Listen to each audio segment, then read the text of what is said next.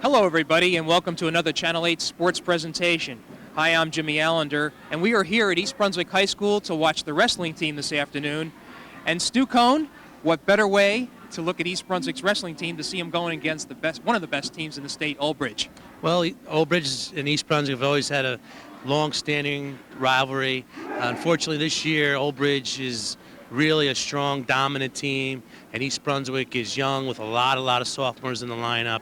And it's going to be a tough one for East Brunswick to pull out tonight, but we're going to see some good individual performances, and you never know when these two teams get together what can happen, so let's hope for the best. Well, let's talk a little bit about East Brunswick this year. Their record is 2-3. As you mentioned, they've had some good matches, and they've had some bad matches. And I think back on the day that they had actually a tri-meet with Edison and Perth Amboy. They come in and they beat a good Edison team, and then they come in, they lose to Perth Amboy. How do you figure a team out like that? Well, they're young. They're, like I said, they're loaded with sophomores. They're going to make some young mistakes, but that's going to pay dividends down the road, and hopefully they can use that to their advantage. If not the end of this season, certainly next season, and you'll see a new East Brunswick team right back in form where they've been in the past. Okay, we're going to have a lot of action this afternoon. East Brunswick versus Old Bridge in varsity wrestling, and we will bring you the action in just a minute.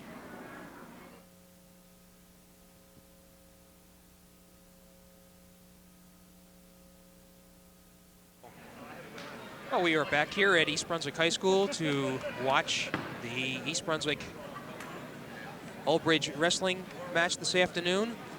Teams coming in with 2-3 record for East Brunswick, and Old Bridge undefeated at 6-0, Stu. And in convincing style, only Piscataway has managed to score 21 points against Old Bridge, and other than that, it's been all blowouts for Old Bridge. Middlesex 76-0, Sayreville 71-4, Bridgewater 62-9, J.P. Stevens 47-13, and Edison 58-11. So they've really taken it to their opponents so far this year. Okay, we are going to watch the 103-pound match. Cliff Crowther from Old Bridge coming in with a 9-1 record this year versus Scott Munoz. How's that pronounced? Munez? Menez. Sorry. We'll work at it. Okay. Okay, we go out of bounds with 8 seconds into the first period. The referee restarts him in the middle. If you go out of bounds, you restart in the middle of the mat. We should mention on top that Stu is one of the more astute officials of wrestling in the area, so you're going to get a good insight. Stu, what exactly is your present position? Besides doing officiating, you have another title as well? According to my wife, it's just keep busy with wrestling. Okay. We'll keep it at that. A little bit of this, a little bit of that. But you did have some prior administrative experience, too, in officiating, did you not? I presently officiate both high school and college. Okay. And I'm a former coach. Right. As we have a 2-point takedown. Crowther's right on the edge. So we went out of bounds with Crowther's gaining the takedown, so he's going to start on top.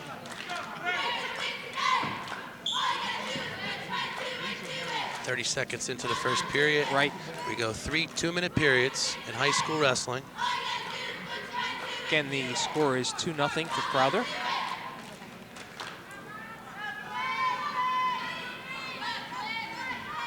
And we might add Crowther's is 9-1 on the season, and his only loss coming to Philiota of East Brunswick, who's not on the mat right now for East Brunswick. Exactly. What's that all about, Stu? He's weighed in at 112 pounds tonight, okay. So it's possible we'll see him in the next bout. Maybe East Brunswick employing some strategy. Right.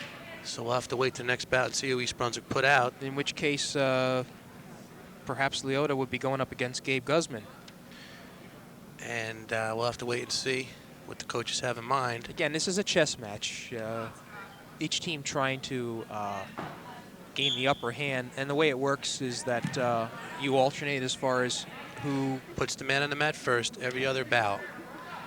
So you know which bouts you're responsible for putting the man on the mat first, and you use that into your strategy. And it's Crowther's working a half Nelson and a far wrist, trying to turn it into a pinning combination. Points are awarded for near fall situations. That is the object, to expose your opponent's shoulders to the mat. We have quite a difference in I wouldn't say experience, but in age here. Crowther is just a freshman, and Muniz is a junior. Although Muniz is the older wrestler, I think it's Crothers who has the more mat experience seeing the varsity competition. So sometimes it's the freshman with more experience than the junior. Right. Okay. 13 seconds left in period number 1. This Crothers really put together well for 103 pounds. Strong-looking young man.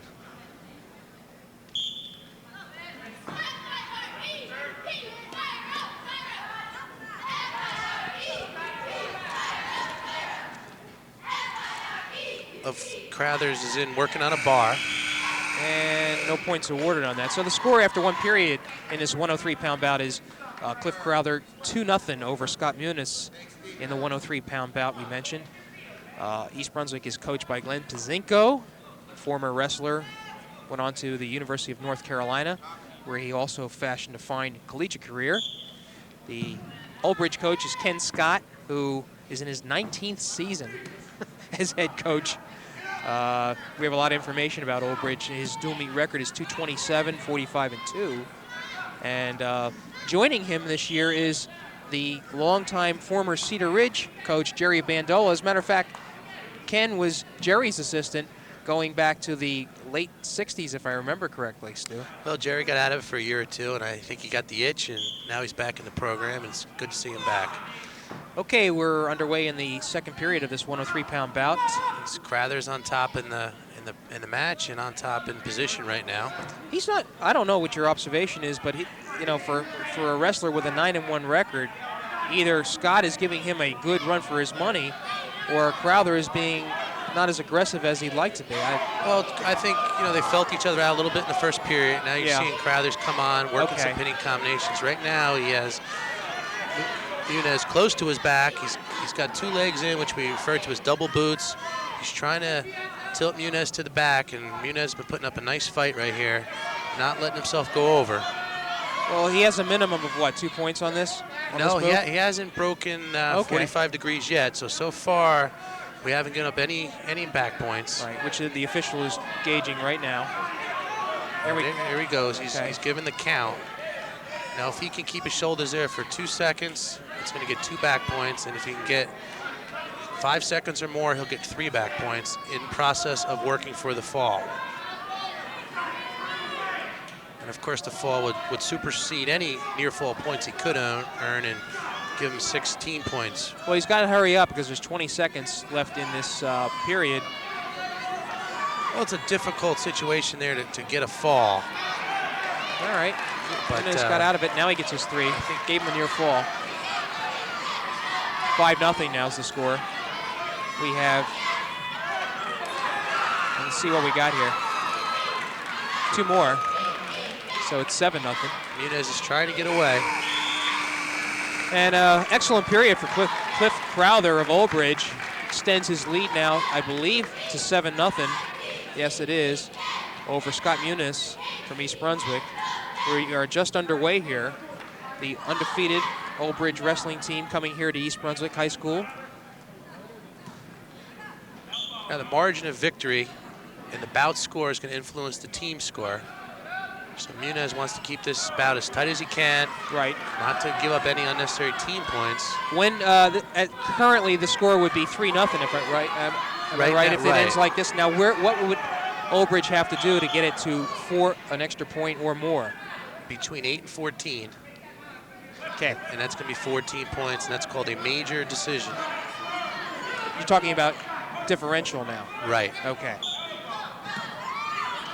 So it is 7-0. Shutout being pitched by Crowther. As Crowther's attempting a switch. Muniz is trying to keep the weight over the hips, trying to work a ride.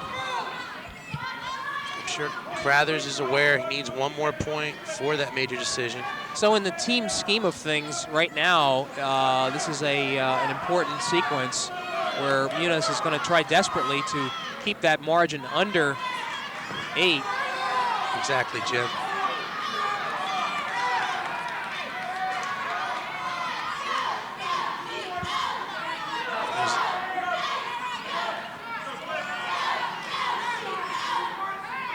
Muniz needs to do something. He has to watch he doesn't get caught for stalling on this either. Well, he's working out to the side. He's meeting the criteria for keeping from getting called for stalling. It's Crathers right now who is in jeopardy of getting called for stalling, who really isn't making any attempt to pop up from the mat.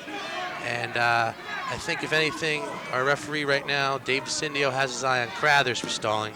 And there it is. Crathers needs to make an attempt to come up out of the base, out of referee's position, and advance his position.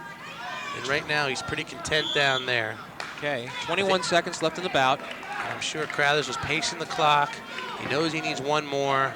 So he's going to go for the escape here. You can look for Crathers to become real aggressive with 21 seconds to go here in the third period. Well, really, all he needs is to get out of this.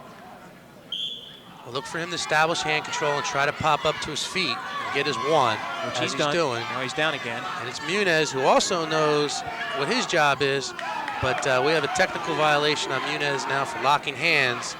So that's going to be a 1-point violation. Oh, boy. Crathers is going to have his major decision unless Muniz can get something back real quick with 5 seconds to go in the bout. Important call. Well, it's a difference in 1 team point.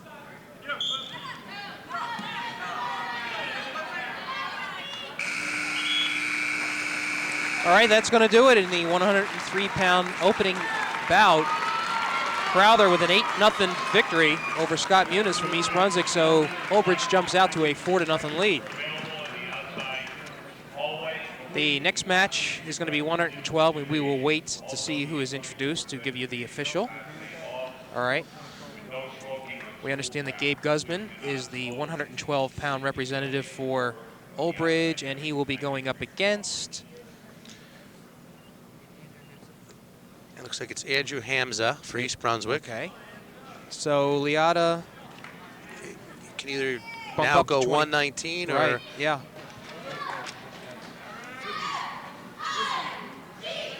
A wrestler is able to wrestle the weight class he weighed in at or 1 weight class higher for that particular contest. So we're underway here at 112. And Old Bridge 4-0. Guzman is the representative for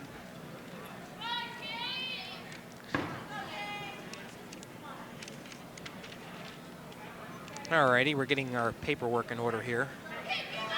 Okay, record for Andrew Hamza, the 112-pound wrestler for East Brunswick, as we see this match underway. Guzman lifting Hamza. It's Guzman in on a takedown. Right. It's going to be two points. Hamza comes in at a set with a 7-4 record. He is a sophomore and a career record of 8-7. This is his first year on the varsity.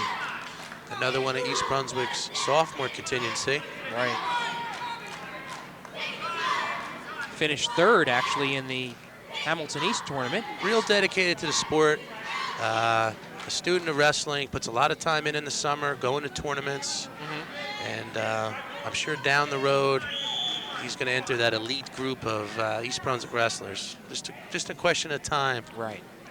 So he is a quality performer. As far as Guzman is concerned, this is a junior who finished actually 4th in the District 20 for the last 2 years. But the interesting thing is he has wrestled varsity all 3 years. So and that's important. That's a big you mentioned. difference. Yeah. Last season he lost to actually East Brunswick's Eric Bellis twice by scores of 8-6 in a dual meet and 7-6 in the districts. And we'll see Bellis later tonight. One of the strong spots in East Brunswick lineup. One of the team leaders is only a junior. So we're going to get a fresh start with 33 seconds to go. And it's Guzman with a 4-0 lead. 2-0. 2-0. We're at 2-0. I'm sorry. Apologize. That's the team score. We're at 4-0 Old Bridge on the team score. Right now I'm looking at a lot of numbers here. It's Hamza explodes up to his feet. Guzman brings him back down as they go out of bounds. Cannot score back points on the perimeter circle of the mat. So Guzman needs to bring him back in the mat as he does, trying to establish points. Cannot score on that perimeter. Kind of a quiet crowd, Stu. Yeah, not like we used to get a few years back when East Brunswick and Old Bridge got together, but also it is a Saturday afternoon, a little bit of an awkward time. I reflect back to last season when we did the East Brunswick South River dual meet dual match. That was quite an affair. That's what wrestling's all about. That's what you like to see, and that's what you always shoot for, is to pack the stands and create that electricity in the air. All right, Hamza, with just 5 seconds to go in this first period, is desperately trying to get an escape point. See, Hamza's a tall, lanky kid. He's going to try to use that leverage to his advantage. It's a great asset for wrestlers to have that leverage. People always look at these big, strong kids and think they got the edge, but from experience, I can tell you that the kids that always gave me the fits back when I was wrestling was those long, lanky bodies that just could knot you up and you couldn't seem to do anything with. So it's Hamza with a good leverage advantage here against Guzman, the more short, stocky, powerful. However, Guzman, though, does have a 2-0 lead after one period. We are in the 112-pound weight class. Okay, what Hamza needs to do here is establish hand control, keep his head up, and keep busy and keep moving. Guzman likes to cradle. If Hamza doesn't get busy, you're going to see that cradle come in. And what do you got here? Do we get the escape? Yes, he did. Gave him one. Sure. So it's 2-1 now. Hamza is going to be looking for the opening, see if he can garner some points.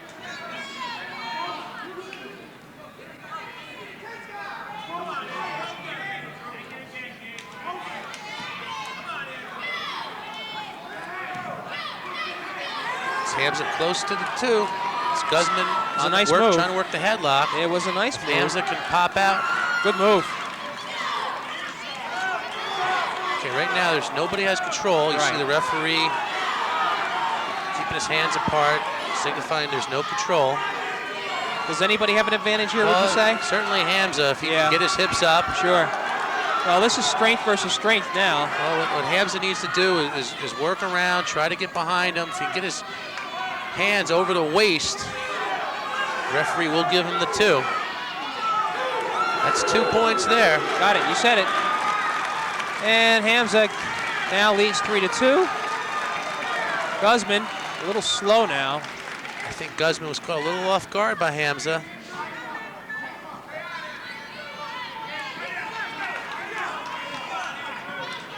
.51 seconds to go in the second period. Look for Hamza to establish control right away and try to tie up Guzman and keep him down on the mat.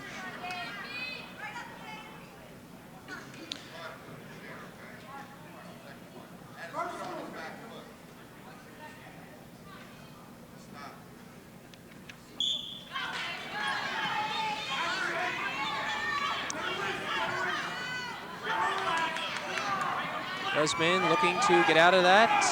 Hamza still in control.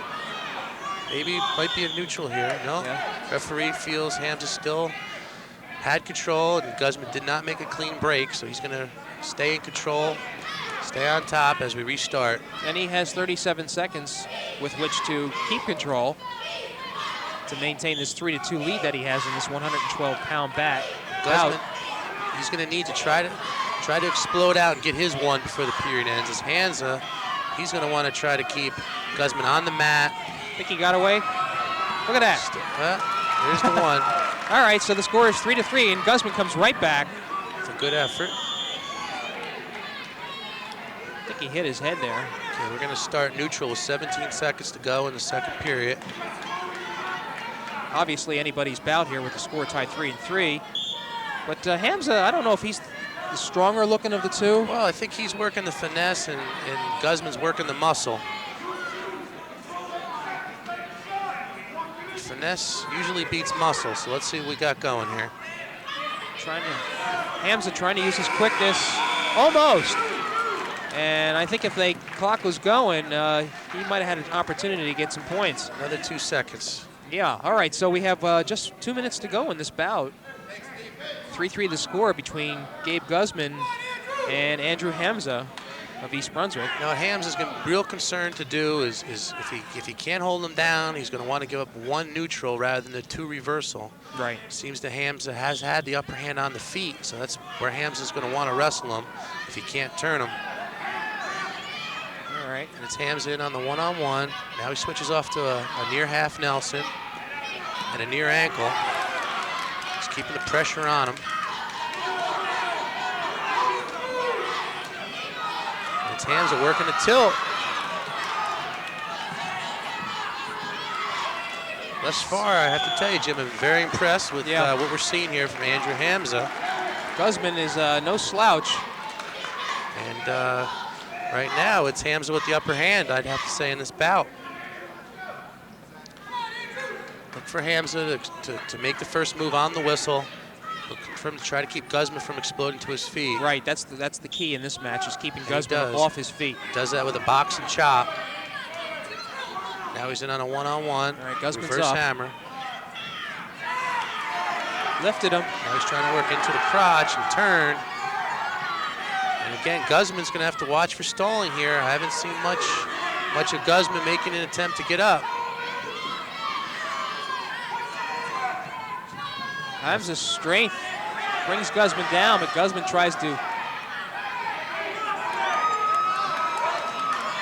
Again, Hamza's good strength. Technique from Hamza. And I think he's taking Guzman to his back. 1 second on that. I don't think Guzman was expecting the match he's getting here from Andrew Hamza. Okay. Taking Guzman, earning back points. So we got at least 2 coming here, if not 3. There's 40 seconds left in this bout. 5-3 minimum on the score. And Hamza might just let him go. I think it's going to be 6. Okay, we'll see. Let's see. Yes, it is. 6-3 is the score now for Andrew Hamza over Gabe Guzman. So now Hamza has to work that clock. Guzman is down. He seems to be in a little bit of shoulder discomfort. Okay, now Guzman will have up to 1.5 minutes for his injury. This is called injury time. Gives Hamza an opportunity to get some coaching, as we see on the camera. See Andrew gain some instruction from Coach Bazinko and Coach Mooney. Now the referee goes over to the corner of the Old Bridge wrestler, because during an injury time, you cannot be coached. So the referee's job there is to keep instructions coming to Guzman, where Hamza can get instructions from his coaches. Knowing these 2 veteran coaches, I think Kenny would sneaking chip it in there a couple somewhere, few words, see if he can work it a couple. Well, that would be a violation and 1 team point. So Kenny's doing it like an artful dodger. Right. Well, perhaps Guzman needs to approach this by getting the escape first and then quickly going for the 2-point takedown. Well, what we've seen Andrew Hamza so far today, I don't think he's going to let that happen. Okay. The can is all pumped up. He's going to try to keep Guzman on the mat. He's going to use that clock. He's going to be smart here. He's not going to do anything stupid, and he's going to use his head. All right, there's the escape point, 6-4. Guzman working. Takes him down and gets the 2. Okay, so it's Hamza with 15 seconds to get 1. It's tied. And garnish a win here. It's tied. And that's 2. There it is. Wow. Go out of bounds. We got lots of excitement here. So Guzman did exactly what I thought he would. Got his escape point, 2-point takedown, and then Hamza came right back to score 2. It's 8-6 Hamza with 6 seconds left. Now, good heads up by Andrew Hamza. I don't know why there's a discussion here. Well, I think it's a discussion whether it was 2 on the end on that last move or 1 escape. And if it was 2, then Hamza's going to start on top. And if it was 1, they're going to be neutral at 8-7. And if it was 2, it's going to be 8-6. Looks like the referee gave the 2, so it's going to be 8-6. Hamza on top. Now the important thing for Hamza here is not to give up the reversal. If you can't lock Guzman to the mat, he's going to have to let him go and let him get the 1. And that's not going to happen. Andrew Hamza is going to come up with this victory. Score is going to be 8-6. Wait a minute, what do we got here? We got 1 point locking hands on the buzzer, technical violation. So the score is going to be 8-7, but nonetheless. Probably a smart strategy by Hamza to lock his hands there, knowing it would only be a 1 point violation as opposed to giving up 2 reversal. So that's one time the coach might want to see a technical violation. Okay, so Hamza wins 8-7. I don't think Old Bridge was expecting an L there. Well, nonetheless, Andrew Hamza comes through with a maybe one of the better victories in his young career. And so he will extend his record to 8-4, and we're going to look at the 119-pound match where Phil Liotta, who has wrestled anywhere from, it is not Liotta, it is going to be Matt Plumser. And for Old Bridge, it's Keith Hillegass. Hilgas, I'm sorry.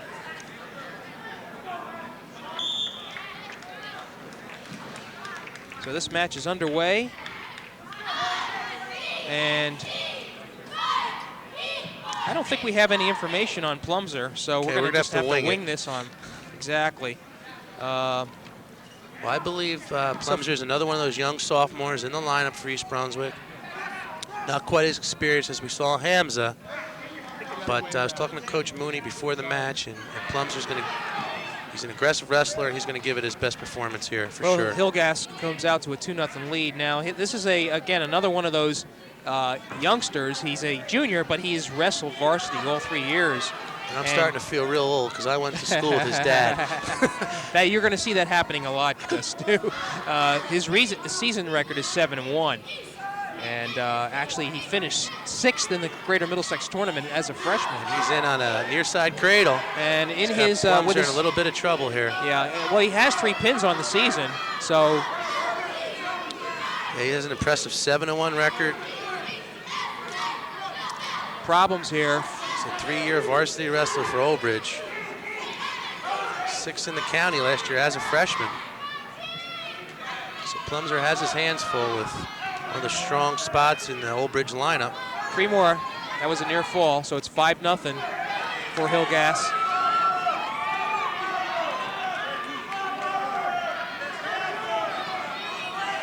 While we have a second, just let everybody know, Old Bridge is presently ranked 14th in the state of New Jersey, and that encompasses about 400 high school programs.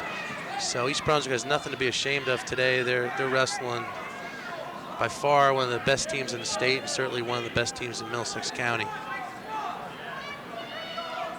And 7 seconds left in this period. A comfortable 5-0 margin. I think he's going to get more points on this. Well, we're going to go into the second period off that last cradle with an 8-0 score. Exactly.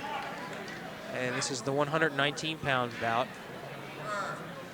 If Plumser can avoid the pin, he's certainly helping the team as far as a team score perspective. Right. So that's his mission right now, is to stay off the back and stay aggressive. Team score is 4-3 in favor of Old Bridge. Old Bridge winning the first bout. Cliff Crowther beating Scott Muniz 8-0, and then East Brunswick came back with Andrew Hamza, perhaps upsetting Gabe Guzman 8-7. Maybe not an upset, but still it was a win. Well, certainly an upset in the minds of Old Bridge. Yeah. So the score is 8-0, and we will see how Hilgas approaches this bout, whether he wants to go for the pin. All right, Plumser with a little bit of a move here. A little bit of offense of his own, attempting a double leg takedown. And, but you see Hilgas's experience there. Yeah, Hilgas counters it into his own takedown. Again, working that far cradle.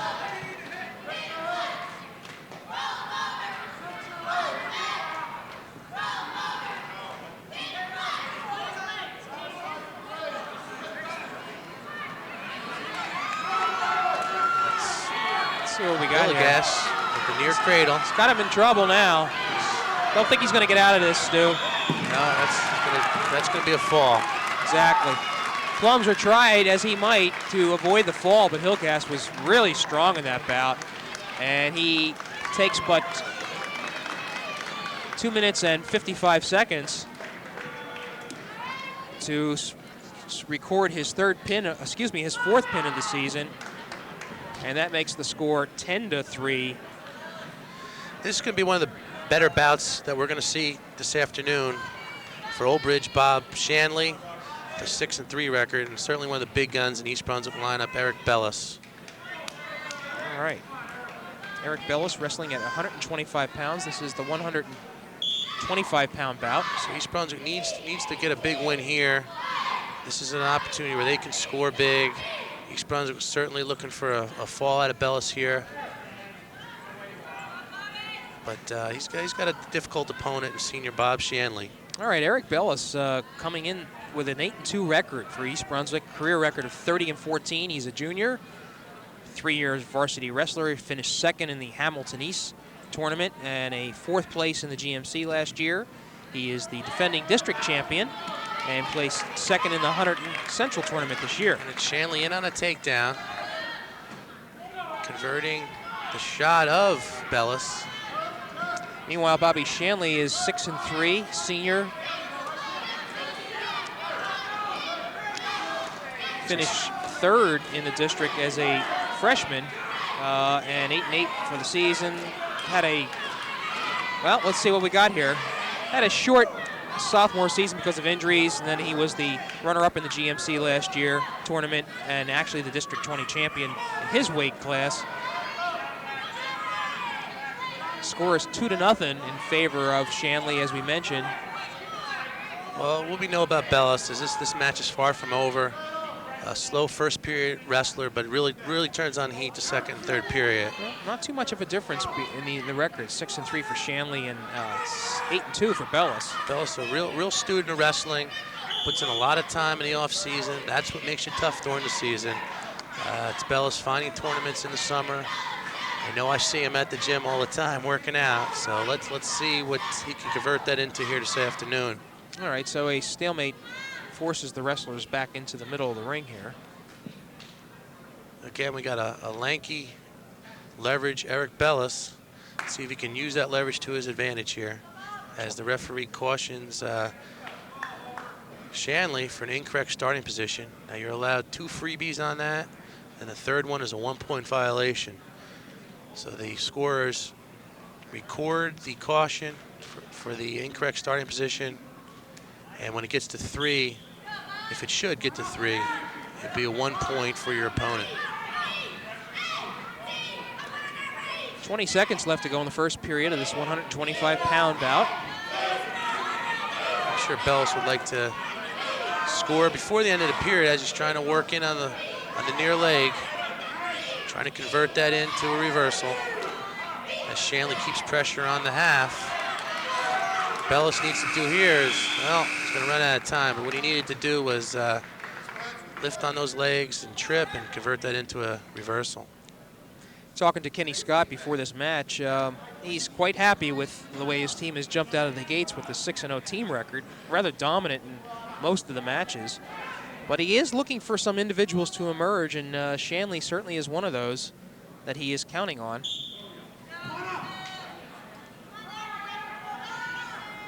Yeah, the one thing I noticed about Old Bridge this year is they're a real balanced team, a good wrestler in every weight class, but no real superstar like they've had in years past with the Jackie Toes and all the big names in Old Bridge. It's just a real balanced lineup. It's Bellis trying to work for an escape.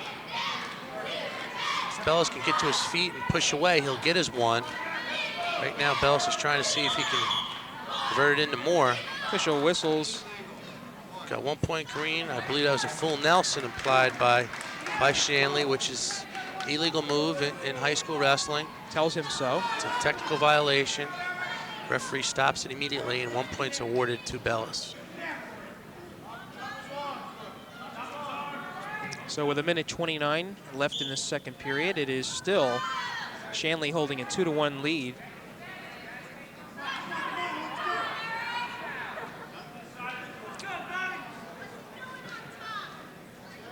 It's Bellis that needs to explode.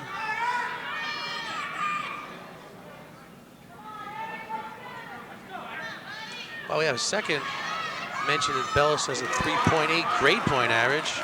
As he's working on a reversal, needs to get that right leg extended and high leg over and come around. All these wrestlers are doing extremely well.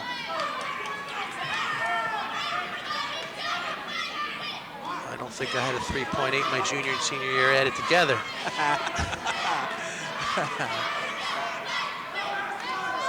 Bellis needs to come around, needs to get his knees off the mat, needs to bring his head to the mat, tripod, and cut the corner. Notice that Old Bridge has brought its contingent of cheerleaders this afternoon. It's kind of unusual for an away match. Yeah, but nice to have them here. Bring a little excitement. 17 seconds left in the second period. 2-1, Shanley over Bellis. It's going to be Bellis' choice of position in the third period. And so we can bet he's going to take bottom, right, and maybe give himself an opportunity to score. But if Bellis can, we're going to have a stalemate call. 1 second to go in the second. A stalemate is when neither wrestler is advancing their position for more than 5 seconds. The referee stops the encounter and we get a fresh start. And this will be a formality here. The crowd gets a little vicious with that call. They felt Bellis was in the process of scoring and a little disappointed that the referee stopped the action. But to the referee's credit, it was the right call. Nothing was really progressing there. They have the end of the second period with Shanley holding on to a 2-1 lead. Bellis will, as Stu mentioned, take the down position, or will he? No, it looks like that it is was strange. My mistake. Oldbridge who had choice, and it's Oldbridge who takes bottom. Okay, all right. Oldbridge did have choice. So one thinks that Bellis would maybe let him go. We're each allotted one mistake for the day, right, Jim? Yeah, I think so. I'm using mine I've up early. used mine a lot. All right. It's Bellis is locking real aggressive. Hands. Real aggressive. So we're going to have a 1-point Oldbridge. That'll make it 3-1. Bellis better keep it locked now. If he locks him again, it's going to be another point. So because you let go of the hands, so if he relocks, it will be a 2-point violation. Best thing for Bellis now is just to hold on for dear life. Referee is going to call the violation now. We're going to award 1 point for locking hands to the Oldbridge wrestler. So Shanley extends his lead to 3-1, and there's just 1:28 left in this bout. Well, this is a bout where East Brunswick really was counting on for a win, and well, it's not over. Bellis got to get busy here with 1.5 minutes to go. Need to make something happen. He's going to give him one, the attempt to take him down. Bellis employing a little strategy. So it's 4-1 now. Bellis is running out of time. Well, he needs a 3-point move, so he really needs to get 2 takedowns in here or bring Shanley to his back off of a takedown. Those are the 2 options available to Bellis right now. We might add, it's Shanley doing a whole lot of nothing, which is actually a very effective defense for him right now. Just blocking. He knows the score too. He's trying to look busy without letting Bellis get in on him, and his strategy's working. And it's just enough of nothing to keep the referee from calling any stalling. Just 30 seconds. Bellis shooting there, but not sure he has leverage. Shanley steals a look at the clock. Anything less than a victory here for Bellis is going to be upsetting.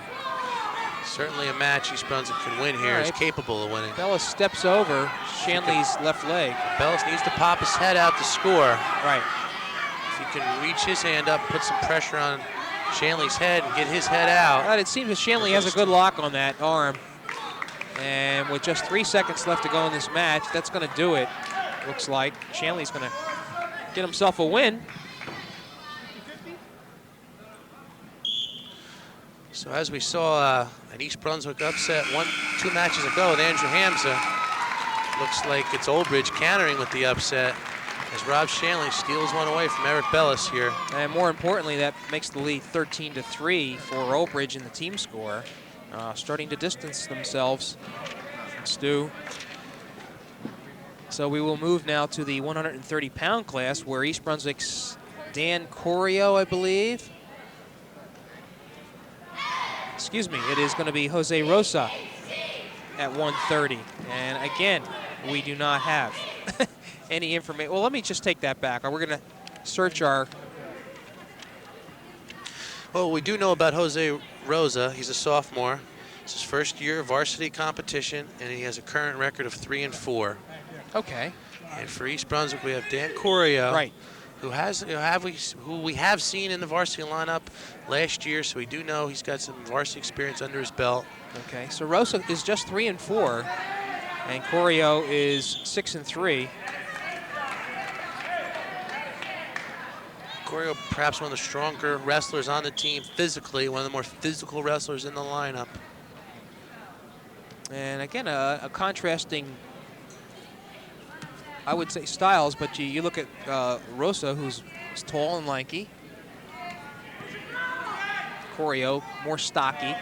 one of the leaders of the team in the practice room, pushing the younger wrestlers. Built rather well. The senior. Yeah, really put together. Has a career record of 32-19, does Dan Corio. You know, one of the things we see is these East Brunswick individual records might not look as impressive on paper as some of these Old Bridge records, but one thing you have to say about East Brunswick, they go out, they wrestle the best teams in the state. Yes, they do. And the price to pay for that experience is you do tend to go up against tough competition, and it pays dividend to your records in a negative way, but the experience that you gain is certainly valuable. And among those teams that East Brunswick has met so far on a state level is High Point. All right, we have a 2-point takedown. We saw Corio counter the head and arm, attempted by Rosa, and Corio converts that into a takedown. And East Brunswick was lassoed by South Plainfield in its last match. But they have some tough ones coming up, too. Another one against North Hunterdon.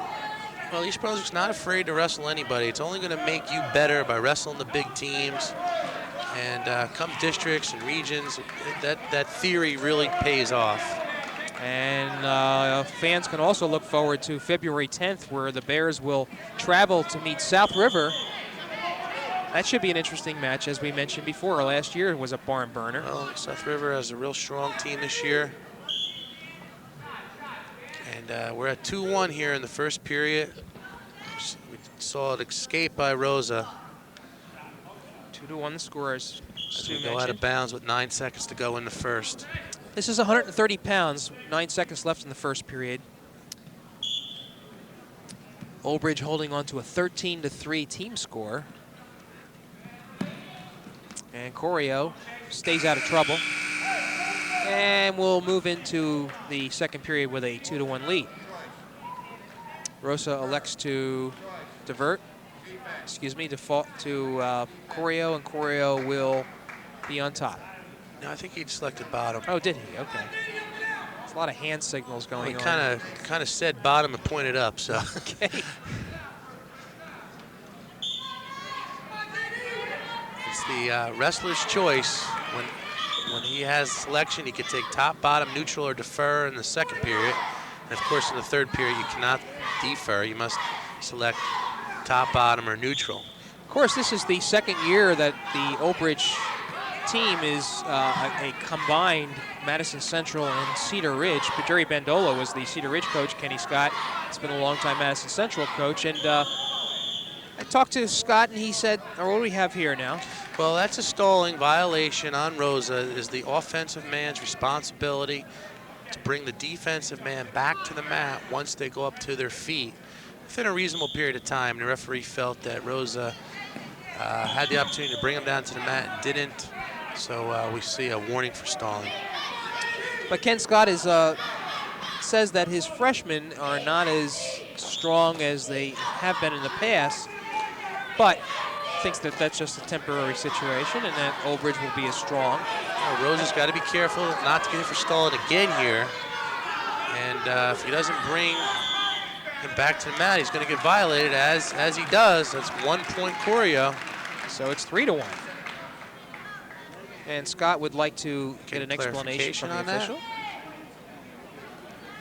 It is the offensive man's responsibility to keep the defensive man on the mat.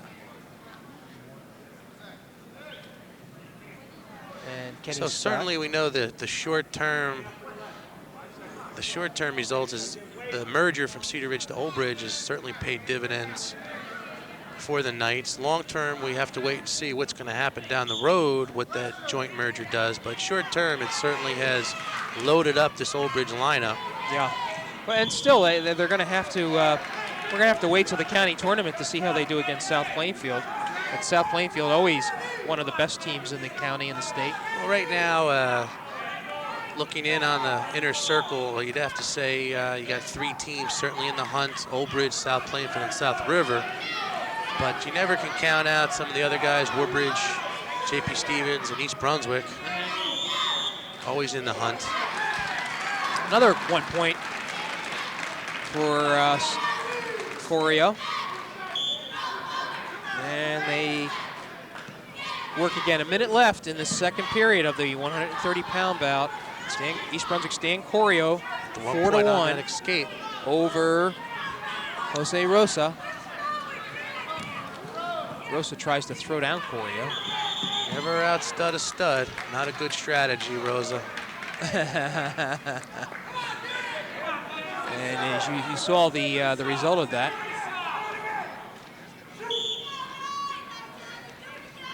Both wrestlers on the feet are responsible for making forward maneuvers. If you make any movements backwards, you'll see the referee again with that stalling violation. Right, Rosa in a more precarious position, forcing himself to shoot, and Corio is ready, and now Corio in on a 3/4 Nelson. Right. Trying to convert that into a takedown. Still no points are awarded because Corio has that near leg hooked. If Corio can get that leg out and step over the hips, you'll see the referee give a takedown. He's almost there. Well, if he can put in a half and make it a little deeper, I think the official will award it, as he does right there on that half. Now Corio needs to work the far wrist and try to pull him in over his knee and put Rosa on his back. Period's going to end with that 2 points for Corio on that really veteran type of move. Makes it 6-1 now. Corio holding a comfortable and a larger margin over Jose Rosa. Well, looking at Corio, we certainly see a very improved wrestler over last season. Much more in control of the situation. His experience is really coming into play here for Corio. And he lets up Rosa for an escape point. But he's been the aggressor in this bout. He's been in control since the beginning. And really, Corio. Well, Corio's strategy here for the third period is he needs to stay aggressive.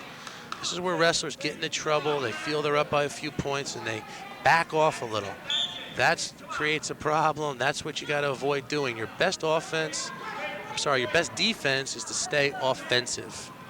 Something Coach Bazinko's instilled in the wrestlers is to stay offensive.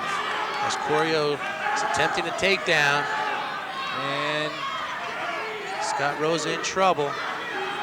Corio needs to bring his knees off the mat, sink a half. Not a situation where East Brunswick wanted a stalemate call there. They were looking for the takedown. Joining East Brunswick on the coaching staff this year, Jim, is Brian Mintz, helping out the Bears this year. Right, and I see the ever-present John Mooney over there as well. Mainstay here in East Brunswick, quite some time now. Brian Mintz, we remember him. As we mentioned John Mooney, we mentioned his little guy CJ with his first tournament tomorrow. Just a kindergartner. Coach Mooney's got him on the mat. starting him ripe and early. Are you surprised? It's in the bloodline. As is often the case with a lot of East Brunswick, any wrestler, as a matter of fact, their fathers usually have had some sort of wrestling experience, or oftentimes do. It's Corio, if he can get out to the side, convert that front head and near leg into a bow and arrow cradle. That's what he's trying to do. Well, right now the score is 6-2 in favor of Corio, but he wants to get up more. On that ankle. He needs to keep it straight, lift up on it, bring his head deep into the side, and drive. It's a battle of will here now. Corio elects to let him go and try a different move here. It's 6-3. Rosa takes him out of bounds with a whizzer. So we got 20 seconds to go in the third. Corio up by 4. Well, I think there was an escape point there, was there not, Stu? I don't think it's been recorded.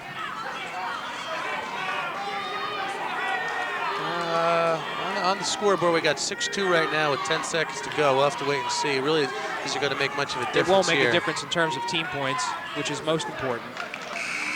So we'll wait to get the final on that. I believe it's 6-3, but again, Corio. Nevertheless, East Brunswick picks up 3 team points on the decision. And brings the margin to 13-6 in favor of Old Bridge. It looks like we're going to have Rob McKinley for the Bears.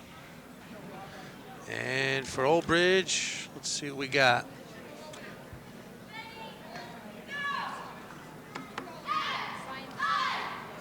And it looks like Ryan Bucko for Old Bridge Knights, 7-3, 22-15 career record. Senior.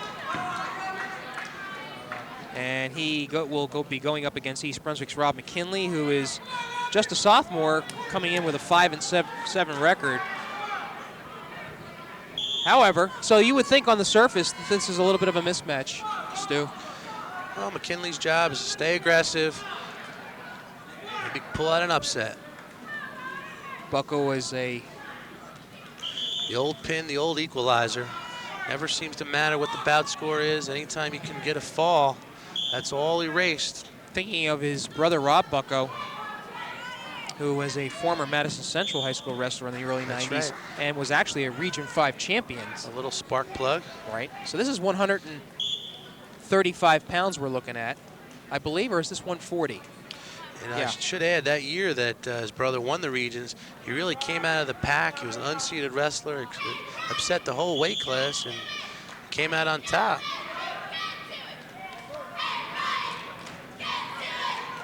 So as you see that balance throughout the Old Bridge lineup so far, as we mentioned earlier. Getting a kick out of McKinley's biography, we asked the wrestlers to fill out some information sheets and before the match, and in the interest area, besides wrestling, Rob McKinley lists women as one of his interests. It's a good hobby. Yes, football as well, and winning, which is a good attitude to have. So we will see how this translates on the mat, as McKinley and Bucko are 0-0 in this 135-pound match. 1 minute to go. Woo, what a move. But it doesn't work. Almost converted that into a near fall situation. Bucko trying to be a little cute. But I think he now has a little bit more respect for McKinley. Yeah, a little wake-up call. McKinley, maybe a little confident, tries to go for the shoot. Okay. So we're going to see a violation for unsportsmanlike conduct. All right, McKinley complaining that, We got 1 point Old Bridge. McKinley claiming that Bucko stuck his fist up by his face. Well, unfortunately, the referee sometimes isn't at the best angle and can't see what led up to that. So it's McKinley that's going to have to pay the price for the violation. All right, Glenn Pazinko wants to get an explanation, and Pazinko claiming that Bucko, again, put his fist up by McKinley. It's amazing how these wrestlers have to exhibit self-control. I mean, here they are. They're in a sport where they're actually wanting to inflict damage on each other, and yet they do have to wrestle with control. So Bucko gets a 1-0, and that's a little bit of the experience of Ryan Bucko coming out, the senior, putting a little bit of a savvy move on the youngster.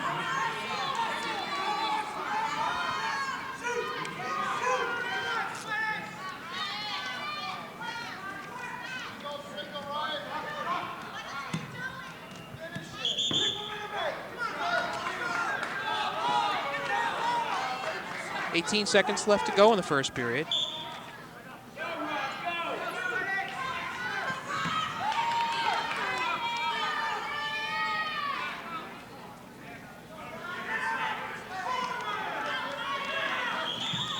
And this is a spirited match, to say the least. Well, we got a second. One of the wrestlers we did see tonight for East Brunswick in the lower weights was Phil Leota. Why do you think so, Stu? We didn't get any advance warning that Phil would not be available. You never know. You never know what's going on. Sometimes these kids pick up a winter bug, a flu.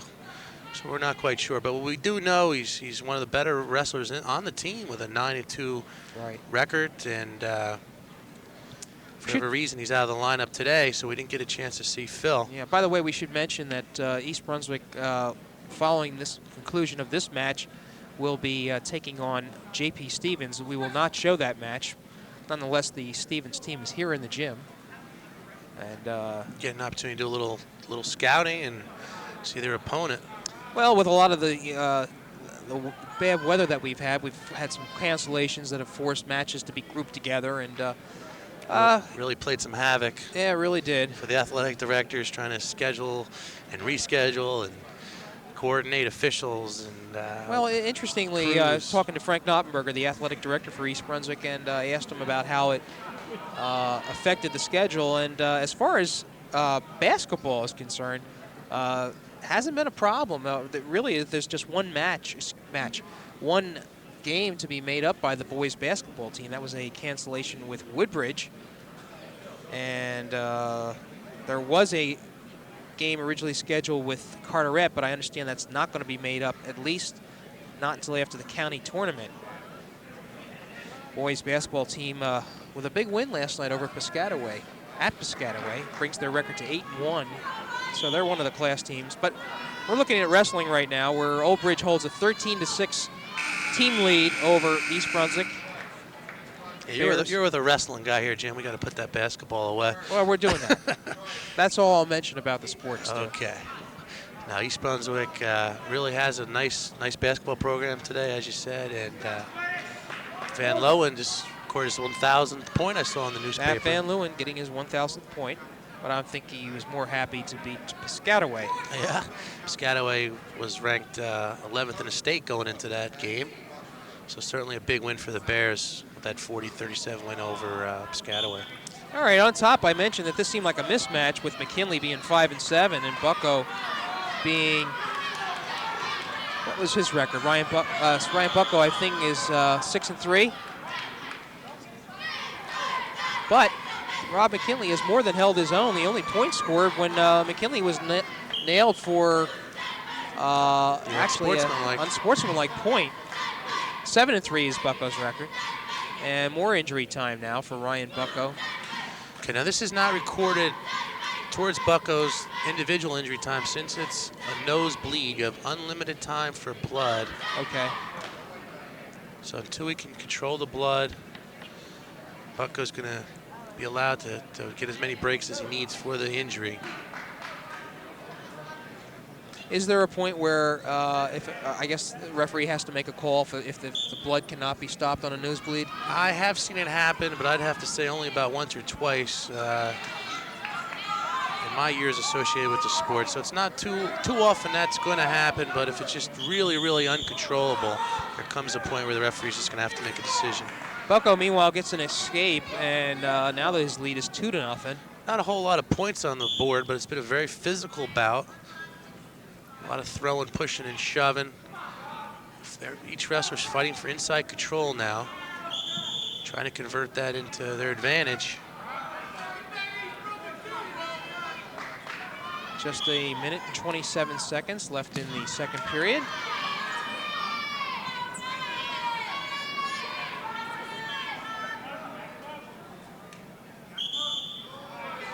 Looks like coming up next is perhaps Russ Leota, the other half of that twin combination. You're stealing a look over at the East Brunswick side as they warm up. I'm looking ahead as we're still on our feet here.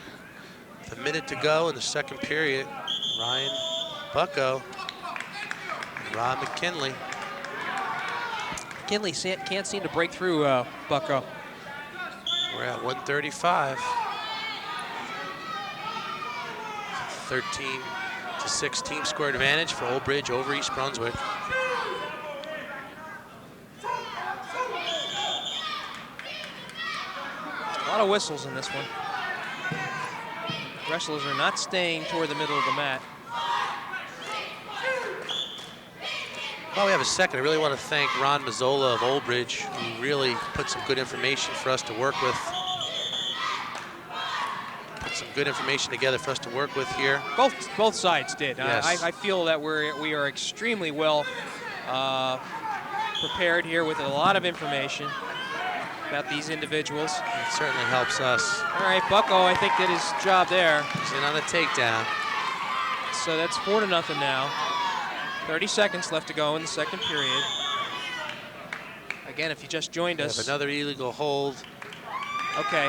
Referee picked that up. And McKinley so needs to take all 4 fingers as opposed to just 2. It's a technical violation. Bottom wrestler, or the offensive wrestler for that matter, when you grab the hand, you must take all the fingers.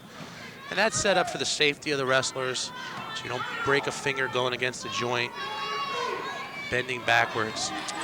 All right, as we watch the time wind down now with the 135-pound match, if you just joined us, there's more injury. more of a nosebleed time. So as you mentioned, there's no Not time quite taken sure. off. Is that coming from the nose or the mouth, or where is that coming from? Don't know. First I thought it was the nose. Now I'm not quite sure. But let's recount here, if you just joined us. Old Bridge in the first match, Cliff Crowther knocking off the East Brunswick 103-pounder Scott Muniz by a score of 8-0 to go out to a 4-0 lead. And then Andrew Hamza from East Brunswick had the victory over Gabe Guzman, 8-7 to make it 4-3 Old Bridge. Then Keith Hillgrass pinned Matt Plumser in 2 minutes and 55 seconds for a 10-3 lead for Old Bridge. Shanley knocked off Eric Bellis 4-1, maybe a little bit of an upset, 13-3. And then Dan Corio in the 130-pound match beat Jose Rosa 6-3 to make it 13-6, and that's where we are. Bucko more aggressive now, trying to get more points. He holds a 5-0 lead here in the second period. And what do we got? Not enough time. Not enough time. So the second period ends with Bucko holding on to a 5-0 shutout. Okay, Shanley was, excuse me, McKinley was just disqualified. All right, they're going to talk. I'm not quite sure what happened, but we do know Looks like there's. All right, I see what's happening. It looks like bite marks. Yeah. He's showing bite marks. As the referee brings over the evidence. 6 points. 6 points plus a one-team penalty. So really, it's a 7-point move. If it's recorded properly, that's going to be a 7-point move. Is it 7 points? Well, 6 for the disqualification and a 1-team-point disqualification for the flagrant. Now, it's also going to cost Rob McKinley 2 matches. He will not be available to wrestle the next 2 bouts. So we were not going to see him against J.P. Stevens. Well, there's a discussion going on where Pazinko is trying to convince the official that... Let's see if it works. Yeah.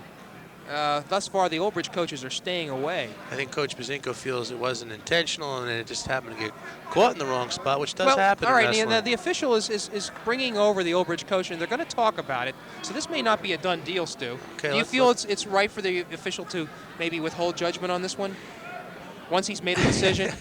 I'm putting you in a difficult position. You got me on the spot.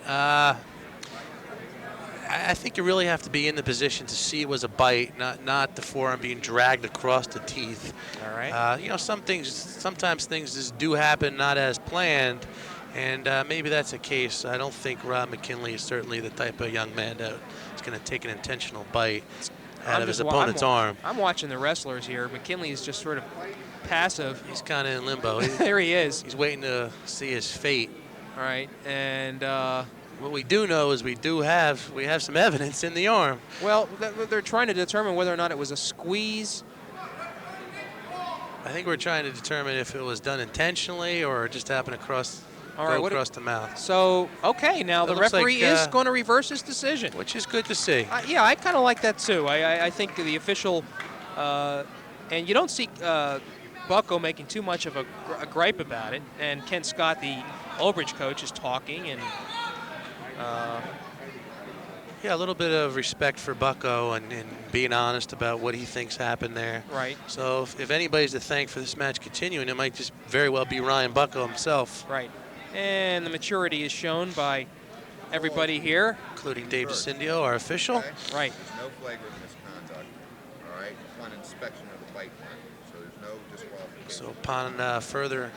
All right, you probably heard that from the official saying that there's no flagrant. And just as important to McKinley is the fact that he will not be ineligible for the next 2 matches. Yeah. And I think the referee kind of took all that and put it in perspective and decided that he wasn't totally convinced that the bite mark was intentional, and therefore they're going to allow the match to continue. So there's no points involved. Its score is 5-0 with 1 period to go.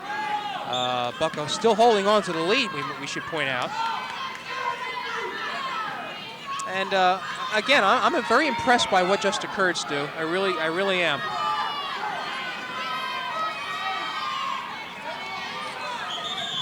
I sort of wonder what would happen if East Brunswick and South River were involved in a match.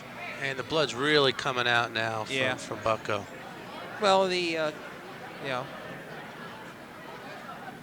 the nose plug of gauze came out, and the rivers started flowing. Boy, this match is taking a while. This is a 135-pound match. Might have to switch tape. Good question. All righty. Yeah, it's good to see some old-time East Brunswick traditional wrestling fans in the stands as we have a minute. And I'm also, yeah, you can see there's a very nice crowd here. And it's always good to get the noticed old-timers back, dedicated to East Brunswick wrestling. Notice that our camera people have switched, Sandy Brown and Dave Ambrosi, going back and forth. Need a break, huh, Sandy? Okay. Okay, here we go. Minute 40. So it's McKinley trying to get out. Well, I'll tell you what, both We're wrestlers back should in be action. well rested.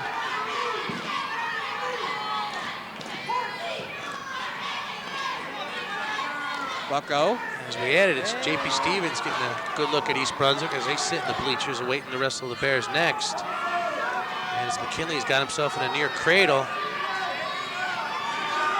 He needs to extend his body, make himself long here, and try to kick out. Try to prevent the fall. And it's Bucko's got that real tight. Verts it into the fall. And in the time of 3 minutes and 53 seconds. And what inevitably was our longest bout of the day. Excuse me, 4 minutes and 53 seconds. Bucko. I don't know. That's like a football 4 minutes. So the win on the pin, second pin for Old Bridge this afternoon. And we got Russ Leota taking the mat for East Brunswick. And wrestling for Old Bridge is going to be, we're still finding this out. Again, these are quick decisions that are made. This is 140 pounds. We just realized we just made some big mistakes, Jim. Okay, This tell me about is it. Ryan Bucko on the mat. I On the mat see. for Old Bridge, and that last wrestler who we referred to as Ryan Bucko for about 20 minutes was Sweatis. Okay, and this is the risk that we take when again decisions are made real quick, just as wrestlers are coming out. We rely sometimes on other people telling us who's out there. So we apologize to Ryan Bucko and also to Mr. Swatidis. Who turned in a nice performance and didn't get any credit for right, it. and we're not even given his first name. But nonetheless, that score is 19-6 for Old Bridge, and we have Russ Leota and Ryan Bucko out here, and this should be a darn good bout. Leota is 8-3, just a sophomore, and Ryan Bucko, well, you know all about him, 7-3. I think I just figured out where our problem came from. That was Ryan Sweatis. So Okay. we were misinformed on the wrong Ryan. Okay. So let's watch this bout. It should be enjoyable. Two good quality wrestlers. Leota has been on the mats a long time. Right. Second place in the Hamilton East tournament and a 7th place in the Hunterdon Central. We did mention that Bucko with a 7-3 record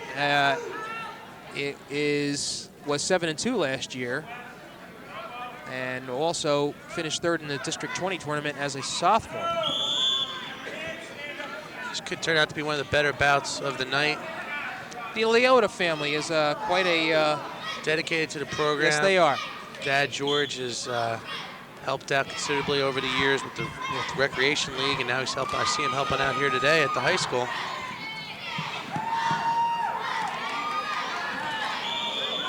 It's 140 pounds, this bout.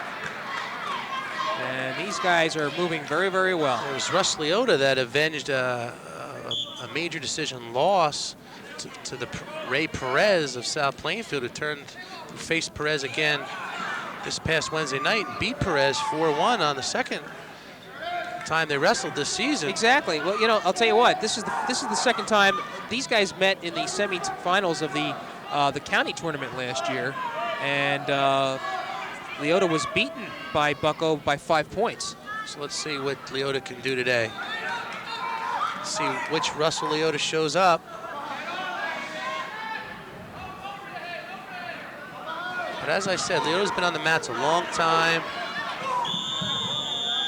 Probably since about 1st grade, if my memory's correct. There's a little too much pressure exerted on the shoulder. So Leota needed some injury time. Right. Feels it. And we got Phil Hostler, trainer for East Brunswick, over to take a look at Russ. As we look at the injured Russ Leota, he mentions as his greatest influence last year's spirited wrestler Teddy Wright, as somebody who helped him along, And Teddy as well Wright's as his parents. We mentioned that. now wrestling for Middlesex County College. Right. Right. And some of the goals for Russ Leota is to make it to the States this year as a sophomore. That's a lofty goal.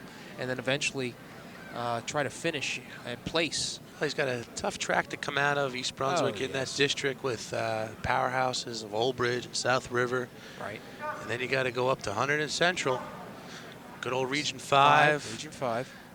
And then we go to the Super Regionals in Red Bank. And it's Voorhees who's really loaded with a nice program this year, who the Bears will have to contend with up at Hunterdon. Right. And High Point, who East Brunswick was victimized by. They're pretty good.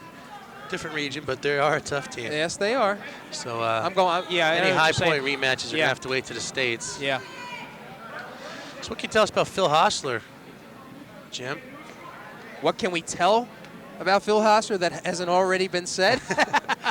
Simply one of the best trainers in high school, not only in Middlesex County and not only in New Jersey, but nationally.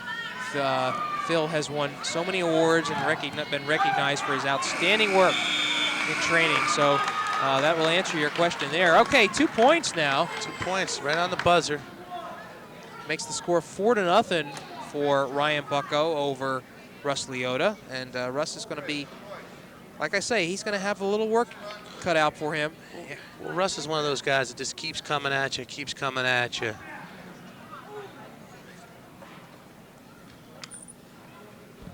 And we're about ready to go into period number 2 with Old Bridge holding a 19-6 lead. We don't see Russ in those team points. We don't get to see Russ in those conservative matches too often. He's usually involved in those barn burners. So let's see what this match develops into as we're early in the second period. And Bucko is really working that shoulder. And Leota needs to get that arm out in front of him. He needs to free up that arm.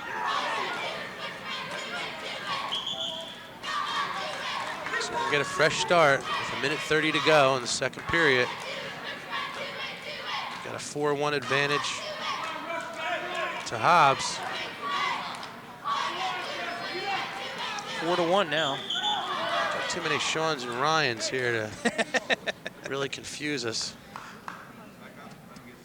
But for Russ to explode here on the whistle. Still, you say you have been officiating some collegiate matches along the way?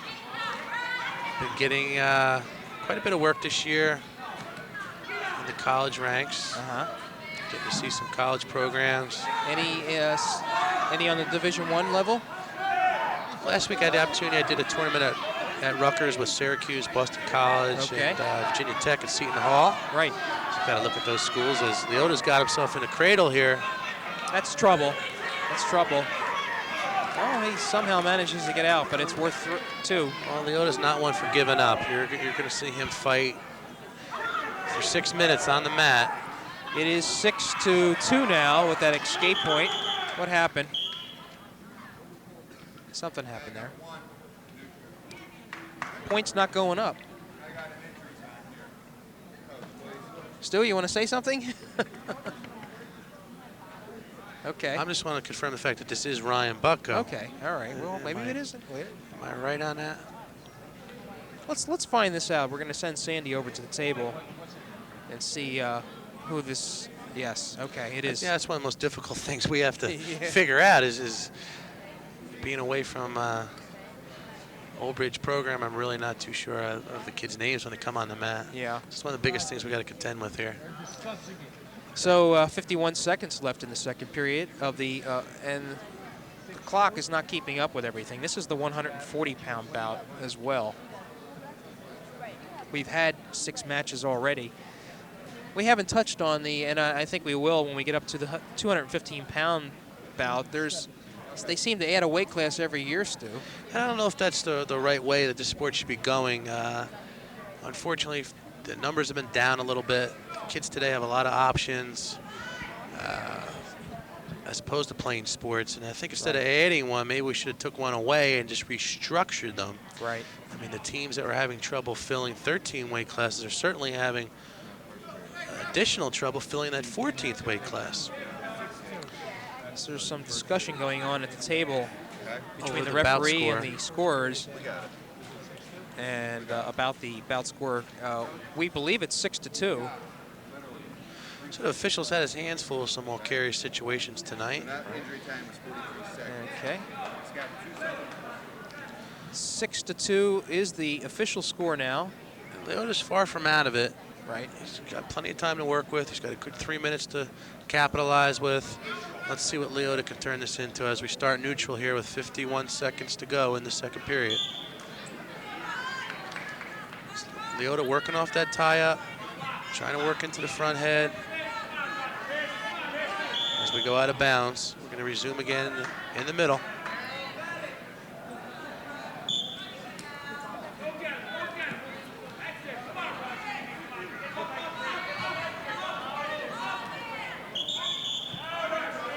Although sometimes, Senior, it looks so easy, you really don't understand the amount of energy and effort it takes out on that mat. These are superbly conditioned athletes, even at this young age. That's the one thing about wrestling, you just don't understand. People just always don't understand what kind of shape and condition you have to be to really go out on the mat and wrestle hard for 6 minutes. Stu, I think that Leota is in quite a bit of discomfort. I see him wincing when he has to move that shoulder. Well, he's definitely wrestling with one arm right now.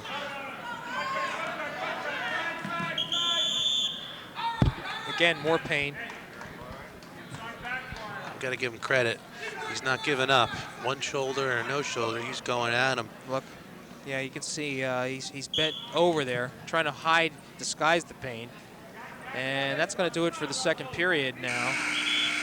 Again, the 6-2 is the score. Leota's going to try to gut it out. See him bent over. 140-pound bout.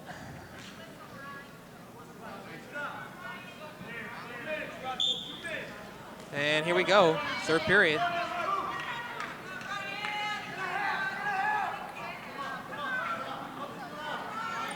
Leota down 6-2 in the third.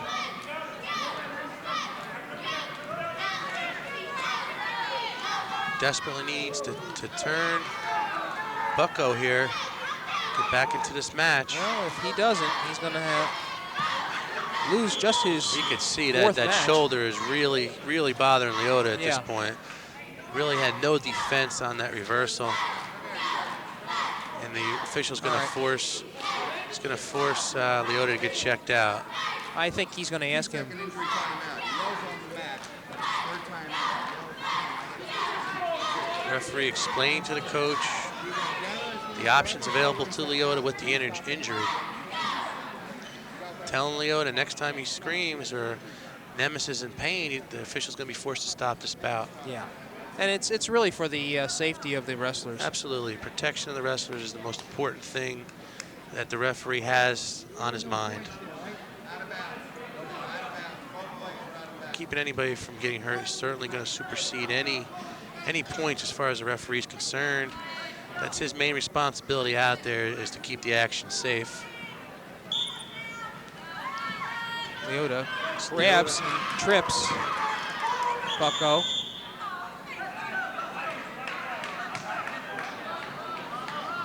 But he doesn't get anything for his effort, so it's still 6-2. So you look over at that Old Bridge bench, you got 40 years of coaching experience sitting next to each other at the end of that bench with Bendola and Scott. Quite a duel for coaches. So Leota trying to work the cradle on the edge. Ran out of room. A lot of whistles in this bout.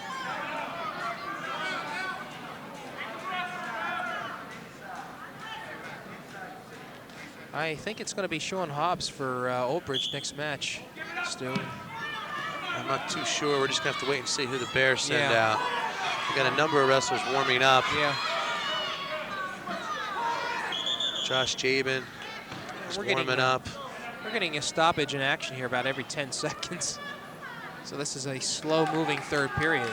David McGowan is warming up, and Eric Savitsky's warming up. So we're just going to have to wait and see who the Bears send out next. If you joining us now, East Brunswick is down by a 19-6 score in team points. They have been victorious in 2 matches, while Old Bridge has won 4, 2 of them by pins. And 1 more by major decision. Yes.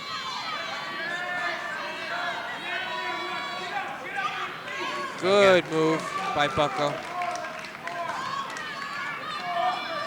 9-2 is the score. So again, Leota's in a situation where he needs to get aggressive and avoid that major decision. We've got a gap in score of 7 right now. An 8-point margin of victory or greater to convert this into a major decision. So it's Leota needs to keep busy for 17 seconds. And that's the question, will he?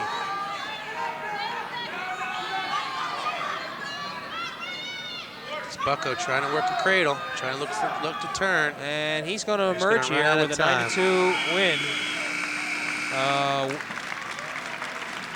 A workmanlike effort by Ryan Bucko gives Old Bridge now a 22-6 lead over East Brunswick. Again, they're starting to extend it now.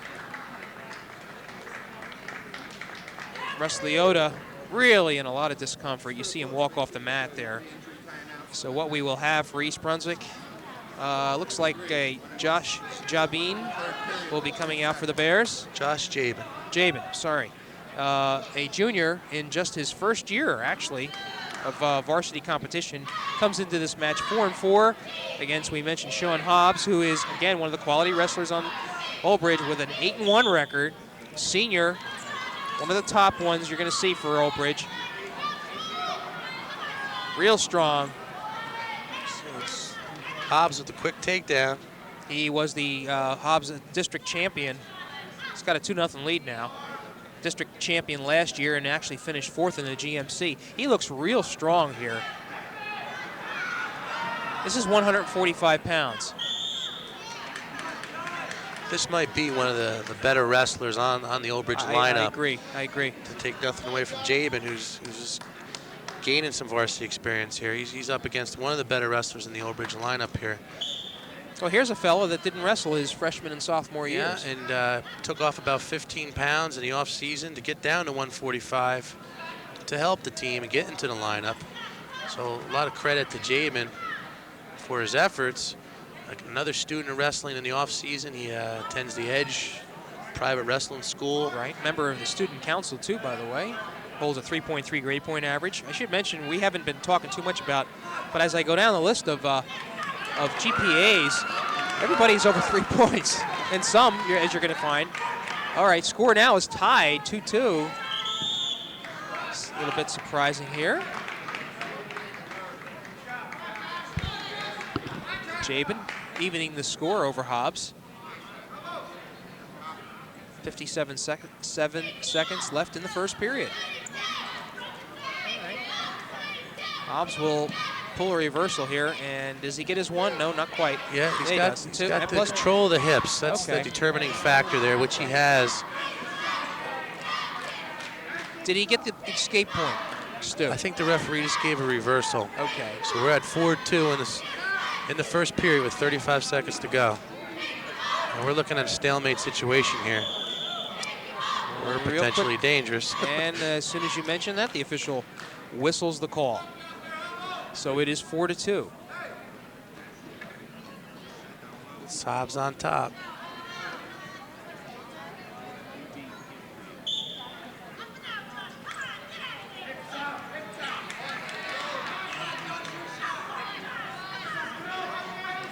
So a quick 1-point escape for Jabin. So we're at 4-3. Oh, good move. The pancake to the back for Hobbs. Just powerhouse. Jabin's got 10 seconds to fight it out. Got it.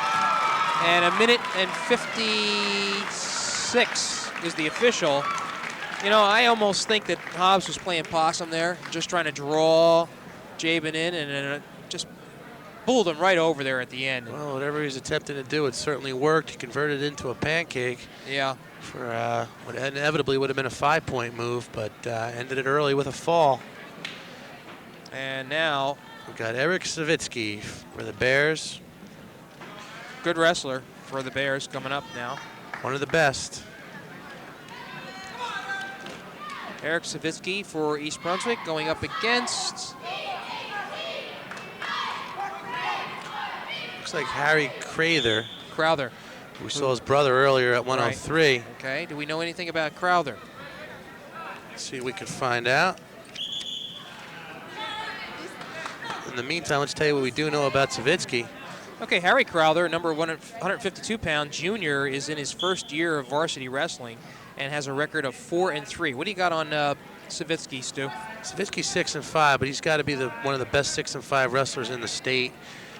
He got off to a slow start because of a preseason injury, but he's fighting his way back, and we're going to see a much improved Eric Savitsky as the season goes on. And he has a 2-0 lead I'm here. corrected by Dave Ambrosi that this is Greg Everman on the mat for Greg Old Bridge. Everman? All right, let's talk about Greg Everman now. He's in his second year of the varsity for Old Bridge with a 1-1 record.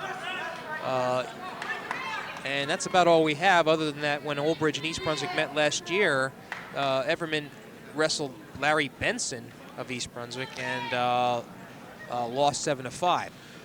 Let's tell you a little bit about Eric. He was the Tournament East champion earlier in the season, third in the 100 in Central Tournament. He's a 2-time district finalist. He was third in the GMCs last year.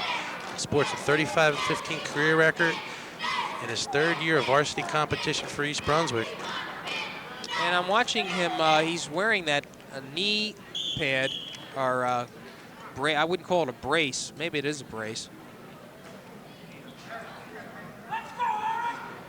And limping a little bit out there, Stu. Looks like he's trying to protect that knee. All right. Well, Mr. Savitsky is another one of these East Brunswick wrestlers who characterizes women as one of his primary interests. So do you see a trend developing here?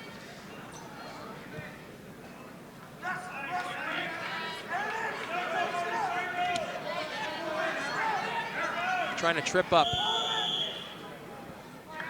Everman. Certainly has the ability to go a long way this season. Very aggressive style of wrestling.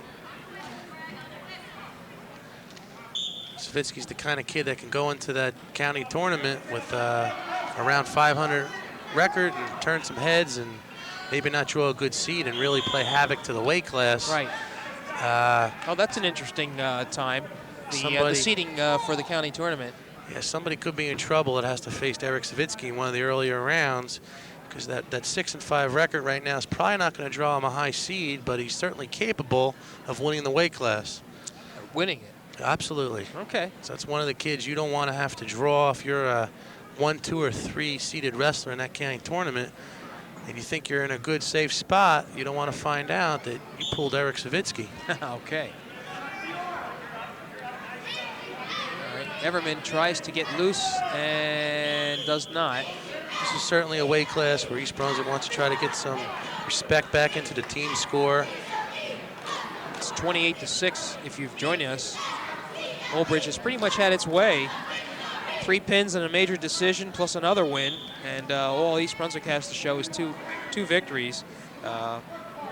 Hamza beating Guzman 8-7 in the I believe it was the 109 bout. That was a big win for Hamza. Impressive win. 112, yeah, that right. was style and class. Exciting wrestling, good control, fine technique. Savitsky takes a minute to fix his headgear. Yeah, that was the 112-pound bout, and then Dan Corio was successful in beating his opponent, Jose Rosa, by a 6-3 score, and that was in the 130-pound bout. And that's it for East Brunswick. So we see Savitsky trying to work the re-switch. All right, still 2-0.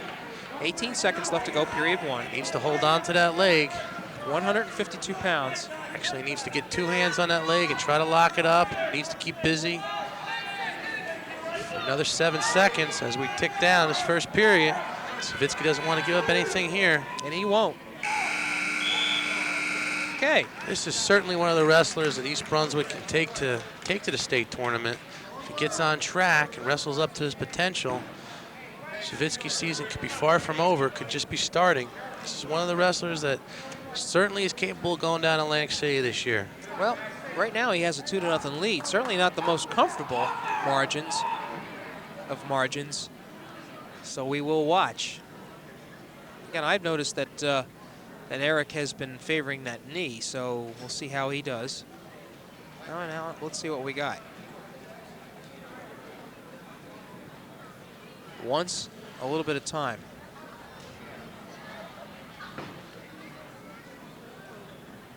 Oh, this seems to be a finger injury, Stu. I don't know what we got.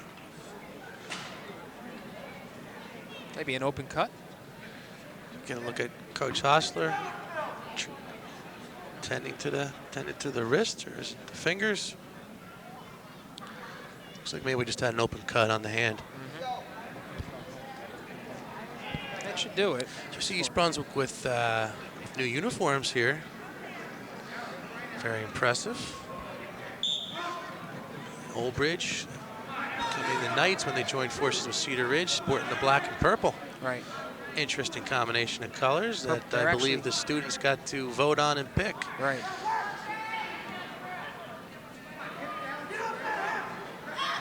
So Savitsky needs to pop back up, needs to get his head off the mat.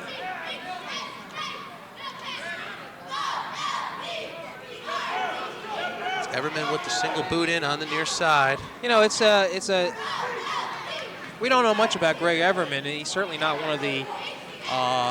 Well, he's certainly given Eric Savitsky all he can work with. Not one of the more prominent wrestlers, but I'll tell you what, he's given Eric a good run for his money. No, he's certainly holding his own out there. Pounding his head I don't into think the you mat. have any slouches in the Old Bridge lineup. No. You're not going to find that. Right. Anybody that gets on the mat for Old Bridge is certainly going to be a well-schooled and conditioned. So you're not going to find a weak spot here. Stalemate. Nothing really happening except Savitsky's headgear falling off. right. And Everman was basically grinding Eric's head into the mat. And if I'm correct, Savitsky's one of those Old Bridge transfers. I believe he was in the Old Bridge school system and moved over here to East Brunswick. Okay. So I'm sure Ken Scott would like to have him back. Let me revert back to the match 3 matches ago when Ryan Sawidis, who we thought was Ryan Bucko, he is a first-year varsity wrestler, but he came into this match with a 7-3 record and 4 pins. So I don't know where this guy has come from, but he certainly has, has bounced on the scene in fine fashion. And you got to think that he's going to be a little bit of a factor in the counties. We got a caution. Referee feels that Everman jumped the gun. How many? 3? 1 green.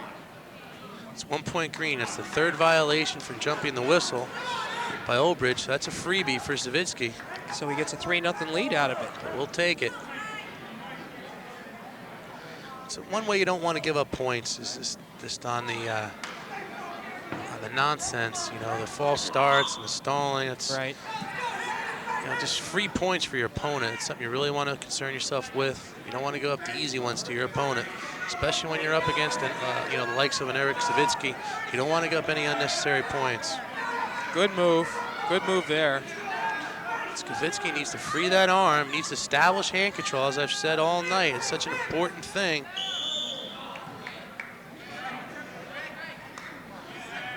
You can't let your opponent tie you up.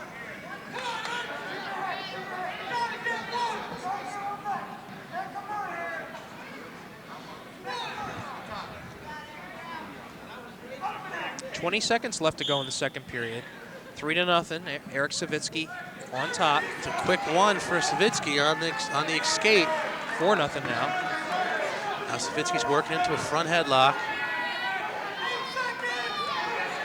5 seconds ago, let's see if he can convert that into a takedown by spinning around, and he does. For a quick 2 just at the buzzer. That just goes to show you how you have to keep wrestling on the mat. Right. There's always enough time to score, and if you're aggressive, that's going to be your best offense. So Savitsky looking at a 6-0 lead here, and he now will try to go for a major if he can. Well, this is the period where Savitsky's gotten himself into trouble earlier in the season. So I'm sure Savitsky's aware of that he's had some problems in the third period. This is where he's going to try to stay especially aggressive. Greg Everman is the opponent for Old Bridge. Again, is just in his third bout this season. So this is the weight class that's really going to be up for grabs in the county tournament, this 152. You think so? No one's emerged as the odds-on favorite. You have about 7 or 8 guys out there that really want that title on them. You have to put Savitsky in that hunt, even with that 6-5 record, soon to be 7-5. Okay. If he can stay in control for another minute 36. We don't want to count it yet, but he's on his way.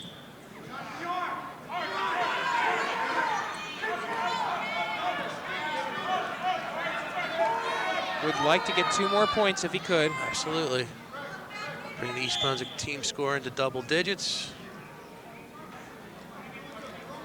We should point out we do have a number of matches to go here. This is the 152-pound match, so we will see bouts in 160, 171, 189, 215, and heavyweight.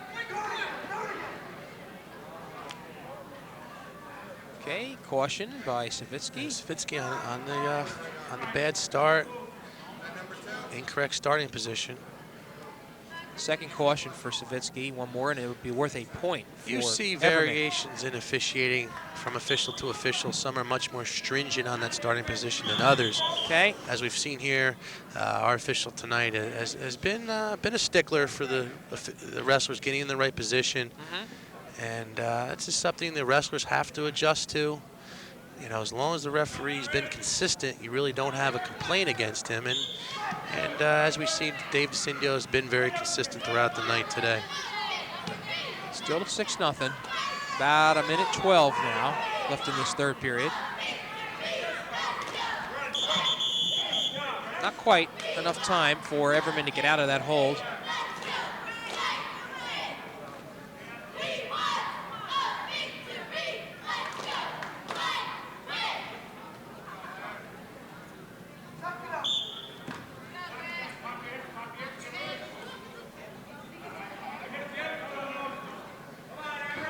Right on the edge again. Watch yourself, gentlemen.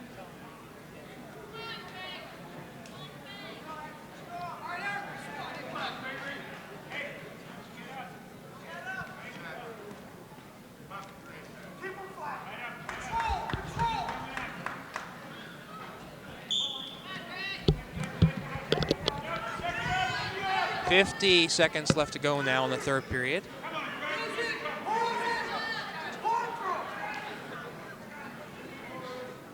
Everman needs to get busy on bottom. Well, not giving Savitsky an opportunity to turn him. Yeah, and I think he's resigned himself almost due to the fact that he just wants to keep from a major here. Well, a little bit of a move there. And he gets his escape point. Tries to turn it around. 6-1 the score. 2-point takedown. Plus a 2. So quickly things so change. It's 6-3. Got a little foul up on the scoreboard, having it 7-2. It is actually 6-3. Looks like it's going to wind down yeah, that way. Yeah, that's the way it's going to be. So East Brunswick's Eric Savitsky with a 6-3 win over, well, what do we have here? 6-3, yeah. Okay. 28-9 is the score now. Again, more discussion. On redhead and T. We got the next bout yet, Stu? Let's see what we have for here. East Brunswick. Okay, perhaps, I'm not too sure either way here. We're going to have to get some help. Okay. Ryan Hoey for Old Bridge, I've been informed.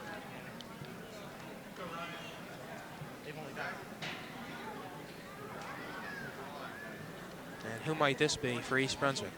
I think it's Dave Constantine, but I want to get confirmation on that. All right. And I'm wrong again. It's Yannick. Yannick Marshall. Okay. Well, whether it was Constantine or Marshall, you've got two quality student athletes here, and I think it merits, even though Dave is not going to be wrestling, we should mention that he has a 4.5. I'm looking over your shoulder. Grade point average and has already been accepted to Harvard. What a tremendous, outstanding accomplishment that is. Here's a guy that's placed second at the Hamilton East tournament, made the states last year, and was, let's see. I can't read some of the writing here, but You have to work on that for Harvard. yeah, exactly. Well, I think he'll have a word processor, Stu, if I'm not mistaken. But his record was 5-2 and has a really outstanding record.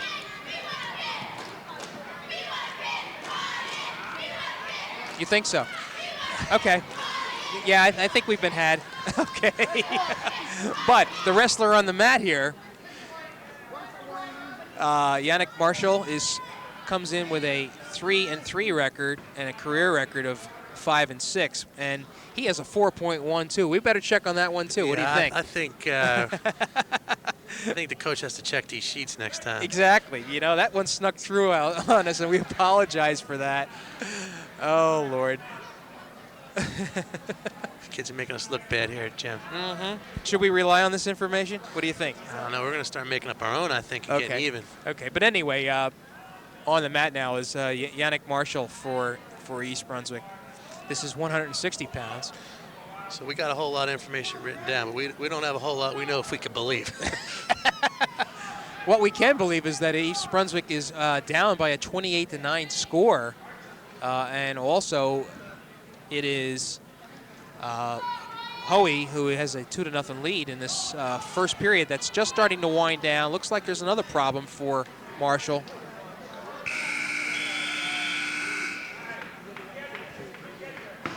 And so after one period, it is Hoey holding on to a 4-0 lead. Brian Hoey,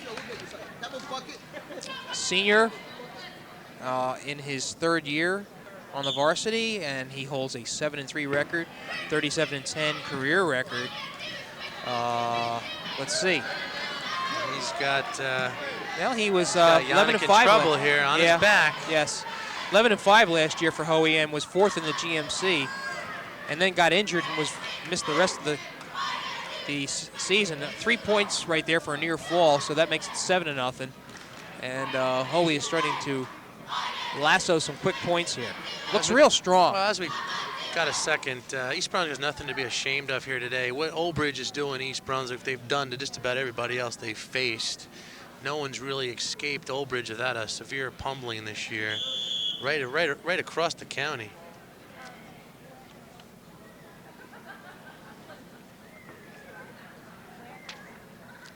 All right, a little bit of a break here as I think the important thing for East Brunswick is these young sophomore wrestlers are gaining experience. They're going to be back, most of them for 2 more years. And look for East Brunswick to be a strongly improved team down the road. Okay, skate point makes it 10-1. And we have a lot of time left in this bout that could quickly end if we get a, when will they stop a technical fall? 15-point 15 gap. Point margin. Okay. So it looks like we're on our way to that. Yeah. With another 2 2-point takedown, Old Bridge. 12-1. And Hoey is making quick work of Yannick Marshall. Convincing style at that.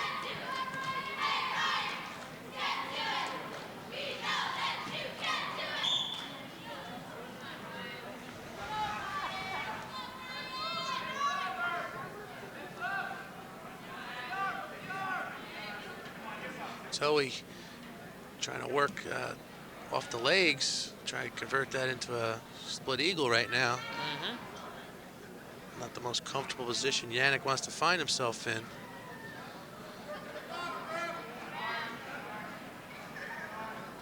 Good pressure being administered by Ryan Hoey from Old Bridge. He's working that leg.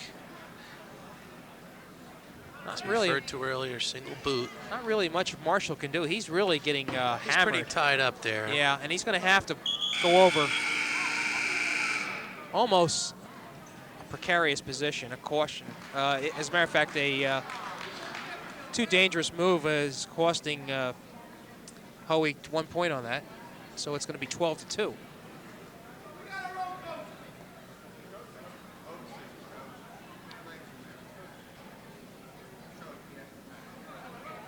I'm not too sure what that call was. Well, he called I guess a point was given to East Brunswick. There was some form of a technical violation, Yeah. but I'm not quite sure what it was that he did wrong. All right, 12-2 is the score, so the margin is 10. That's how he's trying to convert into another takedown. He's going to run out of room, I think, here. All right, he's bringing him back in, Stu.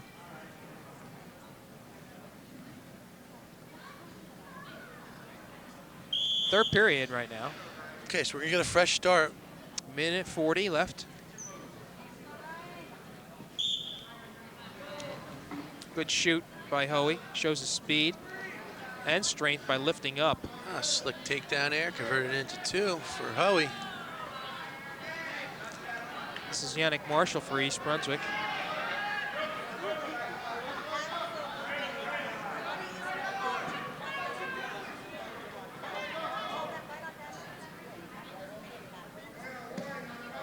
What else? A little bit of a stall caution for Marshall. Marshall needs to get busy.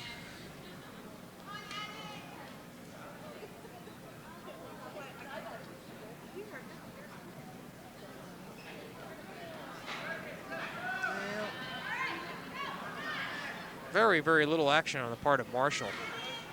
Well, he's just outclassed here. Unfortunately, he's up against Ryan Hoey, a veteran. Hoey recognizes that. hands full. Lee gives up an escape point just so he can have another go at Marshall. Well, the strategy here is give up 1 and attempt to score 2. Right. Can almost score at will here on this wrestler.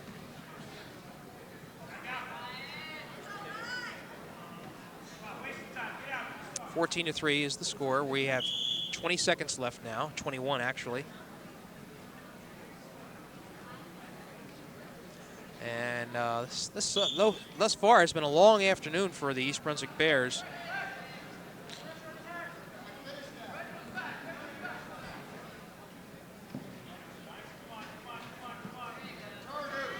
A 2-point takedown, Old Bridge. I think it's going to just about wind down that way.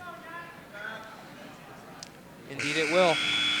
16-3 is going to be the final, so it's not a technical fall, but nonetheless, Hoey gets a major decision.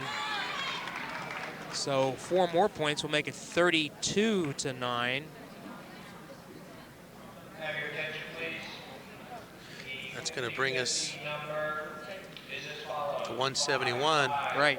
The East Brunswick Bears send Larry Benson to the mat. Who impressed me last year as a, I believe, was he a freshman last year? He was a freshman. He brought up to Right. the high school only as a freshman in the upper weights. That's a tall task. Yep.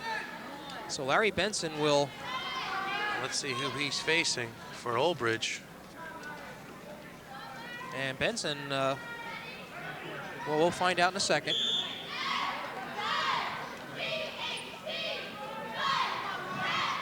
We're just waiting to get confirmation on who this is for Old Bridge. Okay, but Benson, though, is 7-4 as a sophomore and 12-14. Looks like it's Pat Shanks for Old Bridge. Okay. Let's see what we can find out about Shanks. Thanks to the reporting of Ron Mazzola, who supplied us with good information here on the Old Bridge lineup. There he is. Okay, Pat Shanks, a junior. This is his first year of varsity wrestling and has an 8-1 record with 5 pins. Okay. So as you see, there's really no weak spot in this Old Bridge lineup, up and down. Well, the problem is that Mr. Shanks broke his ankle last year, so This is a pleasant addition for Ken Scott to have back Right in the now, lineup. I'll tell you what, good indication as to the quality of this guy is his second place finish. He went all the way to the 100 Central Holiday Tournament before losing in the finals. I guess that's his where we only picked up loss. his one loss. Right.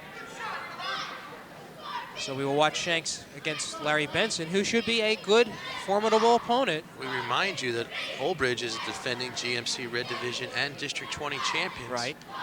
And if East Brunswick's going to win the district championship, they're going to have to get it back from Old Bridge. 32-9 is the score for Old Bridge, leading East Brunswick in the 171-pound bout. Shanks tries to shoot, but thinks better of it. Looks like he has good upper body strength. Yeah, he's a strong-looking kid here.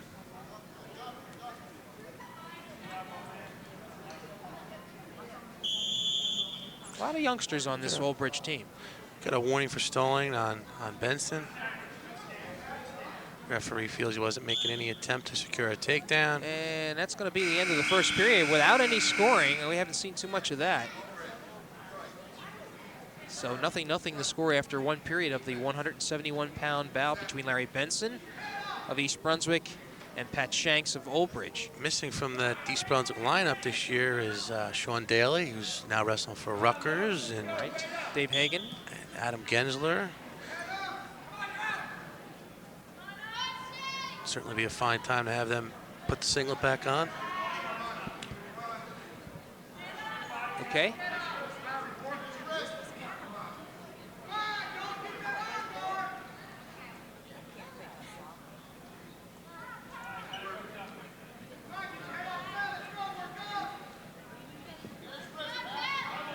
So we're deadlocked at 0. 30 seconds gone in the second period. It's Benson trying to establish hand control. Nobody really getting the upper Now hand he needs to here. get his hips out. Needs to get his hips out. Tries to get it.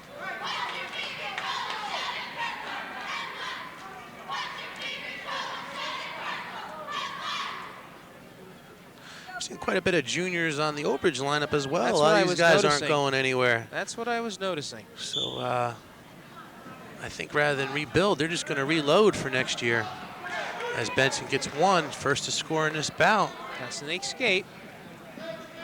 So let's see if Benson can pull off an upset of his own here. No, we're still got a lot of time. We're only halfway into the match. It's Benson trying to convert that pick, the ankle pick, into a takedown. Needs to free that arm, needs to get his hips up, needs to cover, needs to cover the hips. Needs to high leg over here. Needs to lift up on that ankle. Official looks at the position and It's called determines that Benson. stalemate. Right. So we are real close here. So Jim, I know you like to run every day. What's this weather doing to your cross-country training? It's kept me inside at the health club is what it has. Using the treadmill exclusively. Doing the gerbil run, huh? Yeah, you call it that. It's Benson trying to convert a near cradle into a takedown. What do you think? I don't think he's going to get it as long as that Wizard's in, but the Wizard's out, and it's 2 Benson. And that's a big 2 points for Larry Benson now. So he gets a 3-0 lead over Pat Shanks. Remember, Shanks has just one loss on the year and 5 pins. Larry's really showing us something here.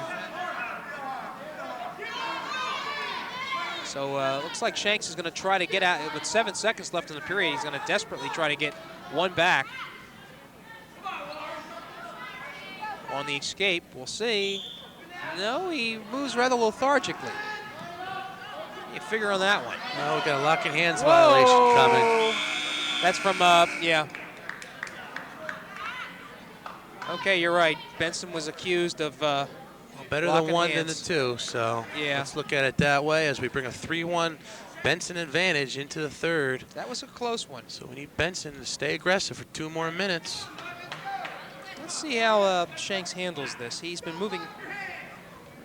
I don't think he's expended a whole heck of a lot of energy, quite frankly. I want to see how he handles this third period.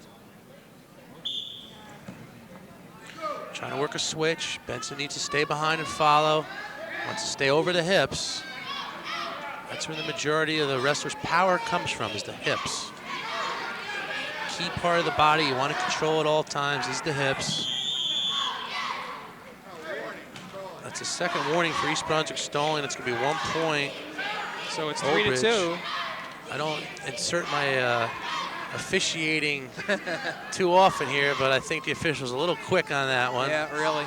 We could still be friends, but I don't know if I agree with you on that call. Yeah, Pazinko's not too happy about it either. Neither is John Mooney. And lets him up, and That's going to change Benson's strategy here. Great. I think Benson thinks he can take him down. Let's wrestle this match on our feet. All right, we're Larry tied. Benson says. I wonder if his coach Glenn Pazinko agreed with that move. Well, this match is going to come down to a takedown. And it looks like Shanks has the Nothing upper yet, hand. nothing yet. Good. Got a 2-point takedown. Official's going to give it to Olbridge. He feels Benson jumped out of bounds to prevent the takedown. Henceforth, he's going to give Olbridge the takedown. I have to say, Stu, I don't disagree with him on that. I think Larry knew he was in trouble. Well, Larry's problem there was he didn't camouflage it all too well. Yeah, exactly. And that's something that just comes with experience. And hopefully Larry can learn something from that next time and make it look a little bit better. And as long as you can learn from these bouts, that's the important thing. So here we go. It's a minute 22, and this bout has taken a decided turn in Shank's favor. He was down 3-0, and then now it's 5-3 in his favor. There's a certain art that comes along with wrestling. It's when you really want to stall and you think you need to stall, is knowing how to make it look like you're not. And when I think of East Brunswick, I remember a wrestler named Mike Pilato that really had the knack for doing that. Really had the knack to look busy and stay busy and catch his wind and then just explode out and just score on you in groves. That was a style that Mike employed, and it worked real well for him. But it's a tough little trick to master. Not that we want to encourage stalling, but if you're going to do it, you need to do it right. Let's see. Benson's got 35 seconds to convert this into a reversal. And he's trying and desperately. He's real close. He needs to get his hips out. He needs to pop up. He needs to drive in. He's going to get at least one here, if not two. And there's the two. Is. And we got a score of 5-5 now. Best thing for Benson, he's going to work that clock. Good effort on the part of Larry Benson. Now, Pazinko wants a 1-point escape as well. So we're at 5-5, and to further correction, with 16 seconds to go in the third. They were neutral. That's what I came over to check, coaches. Okay, he started down. This is Pat Shanks. We can hear what they're saying. That was a violation. Let's listen in what we got. Hey, this is a P2, not a T2. So this takedown should count. A P2. That was a technical violation. Okay? This is what's going to happen. This is going to be called bad time. And if my thinking's correct, instead of that being a 2-point takedown starting on the mat, back when they went out of bounds, it should have been a 2-point penalty and back to neutral. So what the referee's going to have to do is figure how much time was lost, take it all, put it back on the clock, and erase everything that's happened thereafter. So we got a hairy scenario here. So if you follow what I'm saying, I think we're going to go back to 5-3. That would be, and the wrestlers are going to be neutral, and we're going to add about a minute to the clock. If that's the fact, I'll tell you what, that's a big break for Pat Shanks. And a big argument for Coach Pazinko to deal with here. Agree on some kind of position. Let's see if we can listen in at the head table. As we get a look at Larry Benson, trying to stay calm. How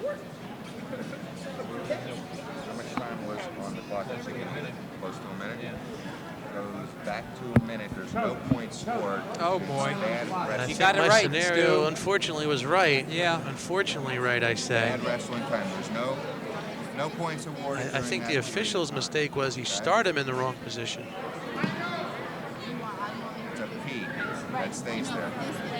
So it's really an official's error that causes the advantage for Old Bridge. Unfortunately, that's what's going to happen here. And with this match 32-9 in favor of Old Bridge, and points being rather scarce, 5-3 us. So we're going to be at 5-3 Old Bridge, and we're going to put a minute back on the clock. That's called bad time. Sandy, if you can pan down to the And this is something bench, we right. hardly ever see in wrestling. When they went out, I think the problem was the score did not pick up. That was a 2-point P rather than a 2-point T. now we are really almost on top of the scoring bench, so we can hear what's going on. we've all agreed to start at that point, which may or may not be good. I just do the time. Or you can start the whole. We could go on And you see Ken Scott talking to our color analyst, Stu Kohn. Stu, of course, really one of the better officials, gave us a rather succinct summary of what is transpiring before it actually even occurred. So we have an advantage here. And Pazinko is just walking around frustrated, knowing what has happened. And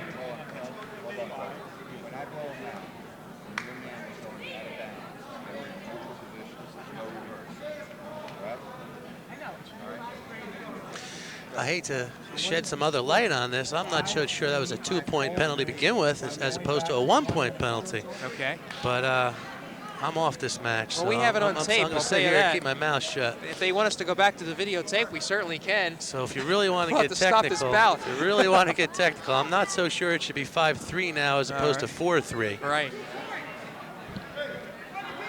Okay, so they added another 40-something seconds. We're back to 1 minute, 5-3. Shanks is still ahead. Benson does not get those 2 points. And again, my thinking is it really should be 4-3. Okay. But my job is to commentate here, so that's what I'm going to keep on doing. Right. Let the people that know what they're really doing work it out. This is the third period, by the way, so we only have 50 seconds now left in the bout. Benson should have a little bit of fire, but it is Shanks that shoots. But Benson, Brings it who's down. a little upset over this, he's going to take matters into his own hands. Got his 2. Benson in on the pancake, he's got 2, and I think he's got at least 3 back points Right. coming. And now we have a reversal So on the we part got of. 2 and 2, and 1-point neutral. So it's a 1-point differential. Should be 7-6. So it looks like Benson took matters into his own hands, and he settled this for everybody. He's got the lead. Shanks has 12 seconds, 10 Now he's got seconds. to play it smart. He's got to stay aggressively 7 seconds. offensive. There's 7 seconds to go. Is Benson going to pull off another upset here for East Brunswick today? What he needs to do is get his hands out in front of him, block shots, and go forward. Just like he's doing now. Hold it on, hold Double it on. underhooks, great position. He's got it. Smart wrestling, Larry Benson. Really, really a smart wrestler. And I know Pazinko wanted a near fall on that, but nonetheless, he still gets the 2 plus the 1 for the escape, the neutral position. He got the 2 because he went back to 5-3. Okay. So the 7 is the 2-point takedown, followed by the 2-point near fall. Right. Add 1 escape for Old Bridge. We're going to end that bout at 7-6. So we've had some wild ones here. So Shanks loses just his second bout of the season. To credit of Larry Benson. And East Brunswick now, you mentioned, wanted to get into double figures. They are. They are losing 32-12.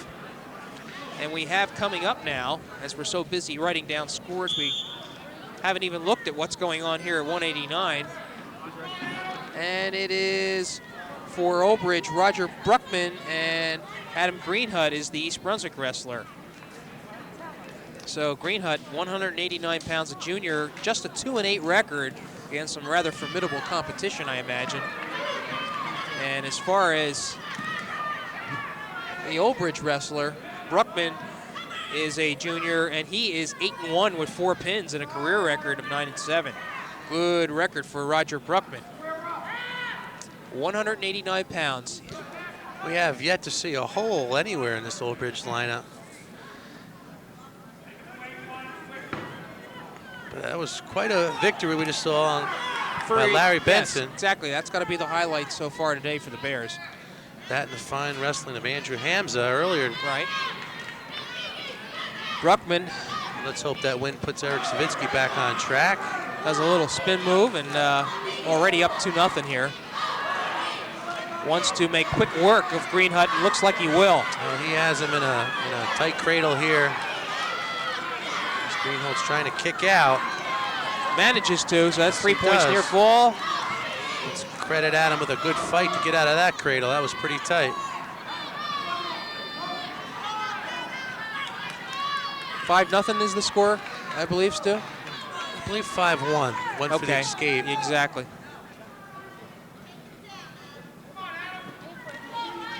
And we'll be back on the air this coming Friday night. Well, that's when you're going to be doing the bout. With, okay, we will not be on the air. Bob Cancro. Right. Okay, that's when we're going to videotape.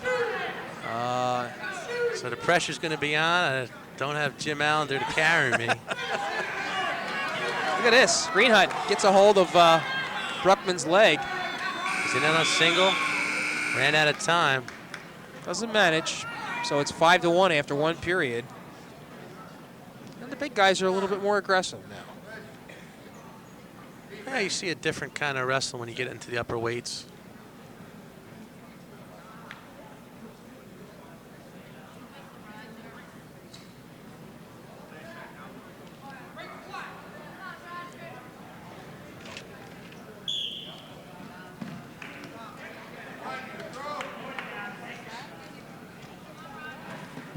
Okay.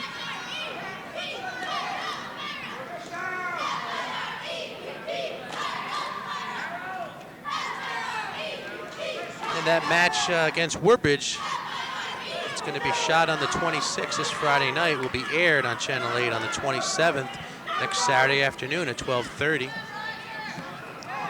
Greenhut in a little bit of more trouble now. 8-1. Has him in a pinning move. And the official's looking at it. There it is. So with 3:46, Roger Bruckman makes quick work of Adam Greenhut. And again, another 6 points for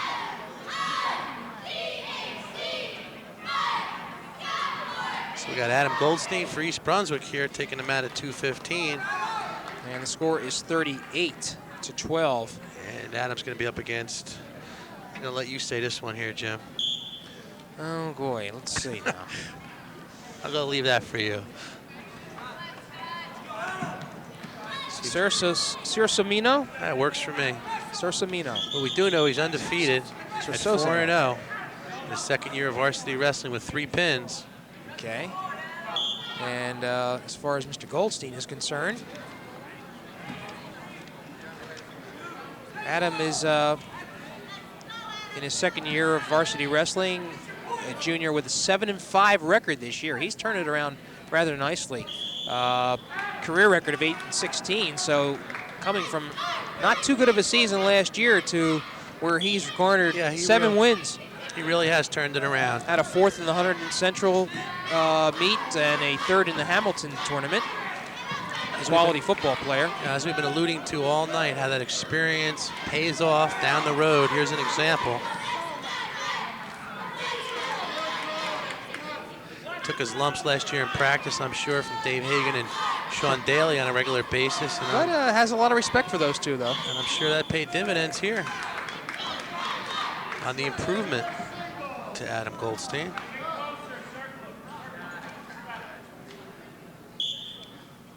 We are in the next to less bout, and this is the 215-pound bout, we should mention.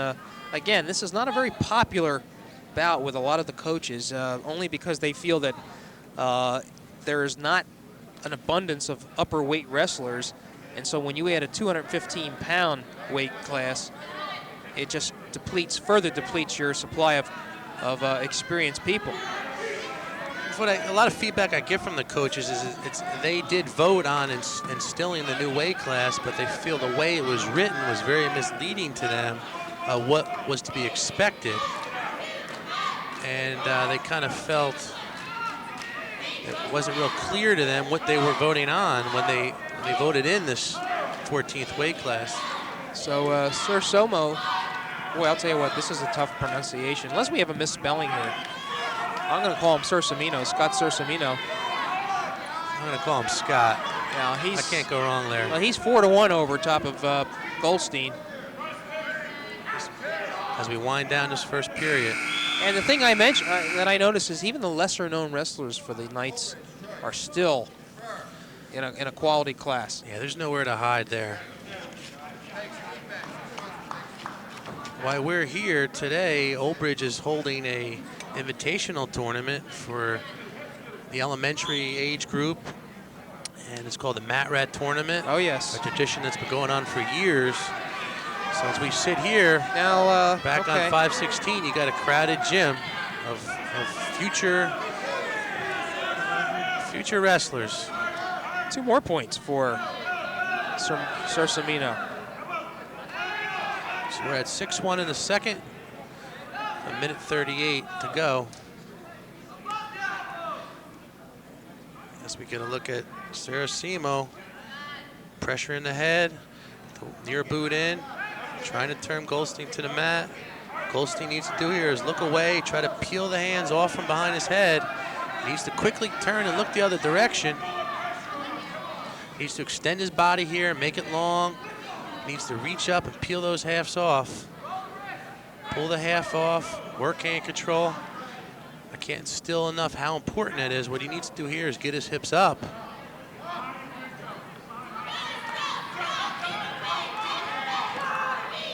He needs to put a burst together here of a good flurry of action, get himself back in the match. Second period is winding down now. There's 45 seconds left in the bout. Excuse me, in the period. Throw a nice hard crossface there. 38-12, Old Bridge leading East Brunswick. 215-pound match. We've had a lot of action so far. And prominently, there's a stalling warning on Goldstein. Old Bridge has come through with 4 pins.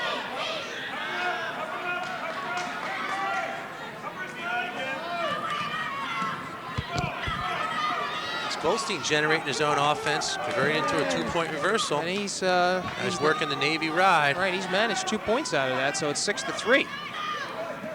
And that's the way the period looks like it's going to end. Got 1 neutral on the end for Old Bridge. Snuck one in there on the whistle. So 1 period of action to go in this 215-pound bout.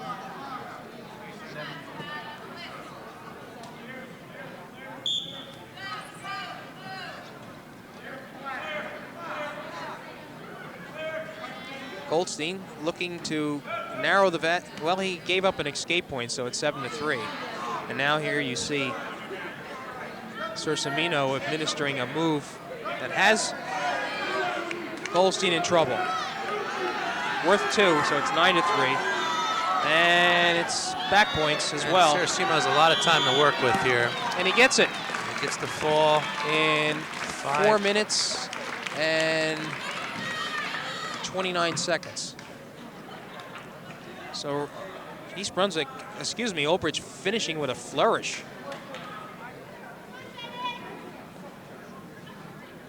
5th pin in this bout, and quite deflating for the Bears, Stu. Well, as I mentioned, this is something Old Bridge has done just about to every team in the county that they faced, just dismantle them. They're in the 40s again. And we have Dennis Esser against Tom Crail here. Dennis Esser, he is a quality wrestler for for Old Bridge. Has a 5-3 record this year. I know he's an excellent football player. Could probably even get might even get a Division I scholarship. We'll have to see about this.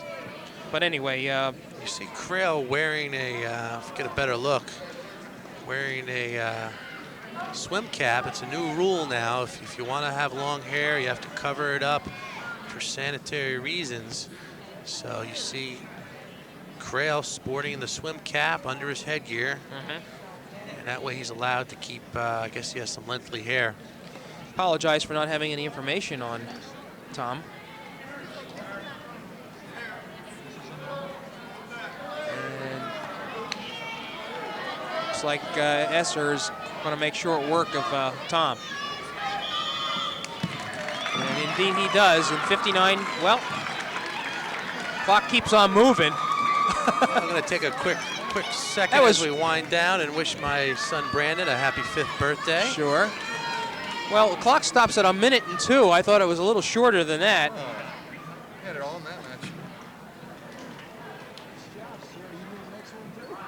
So we're going to have a 50-12 final score. Yeah, that's a dominating win. It's probably one of the largest margins I've seen in an East Brunswick Old Bridge match. And I'm going to let you wrap up, and I'm going to cut out because I'm officiating the next batch, and I'm going to go change up. You get up there, all right? And I thank you, Stu Kohn, for handling our color analysis.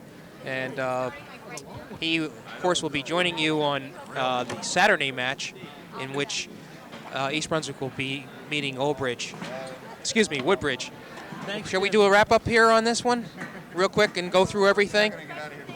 Well, I'll tell you what, time's not going to allow us to go through all the individual matches, but needless to say, Old Bridge with a convincing 50-12 victory with 1, 2, 3, 4, 5, 6 pins. Last 3 matches were pins for Old Bridge, so they get the job done, and East Brunswick's record now falls to 2-4, while the Knights extend their unbeaten record to 8-0. So that's going to wrap it up here this afternoon. We thank you for joining us. Final is Old Bridge 50-12. This is Jimmy Allinder saying have a good afternoon.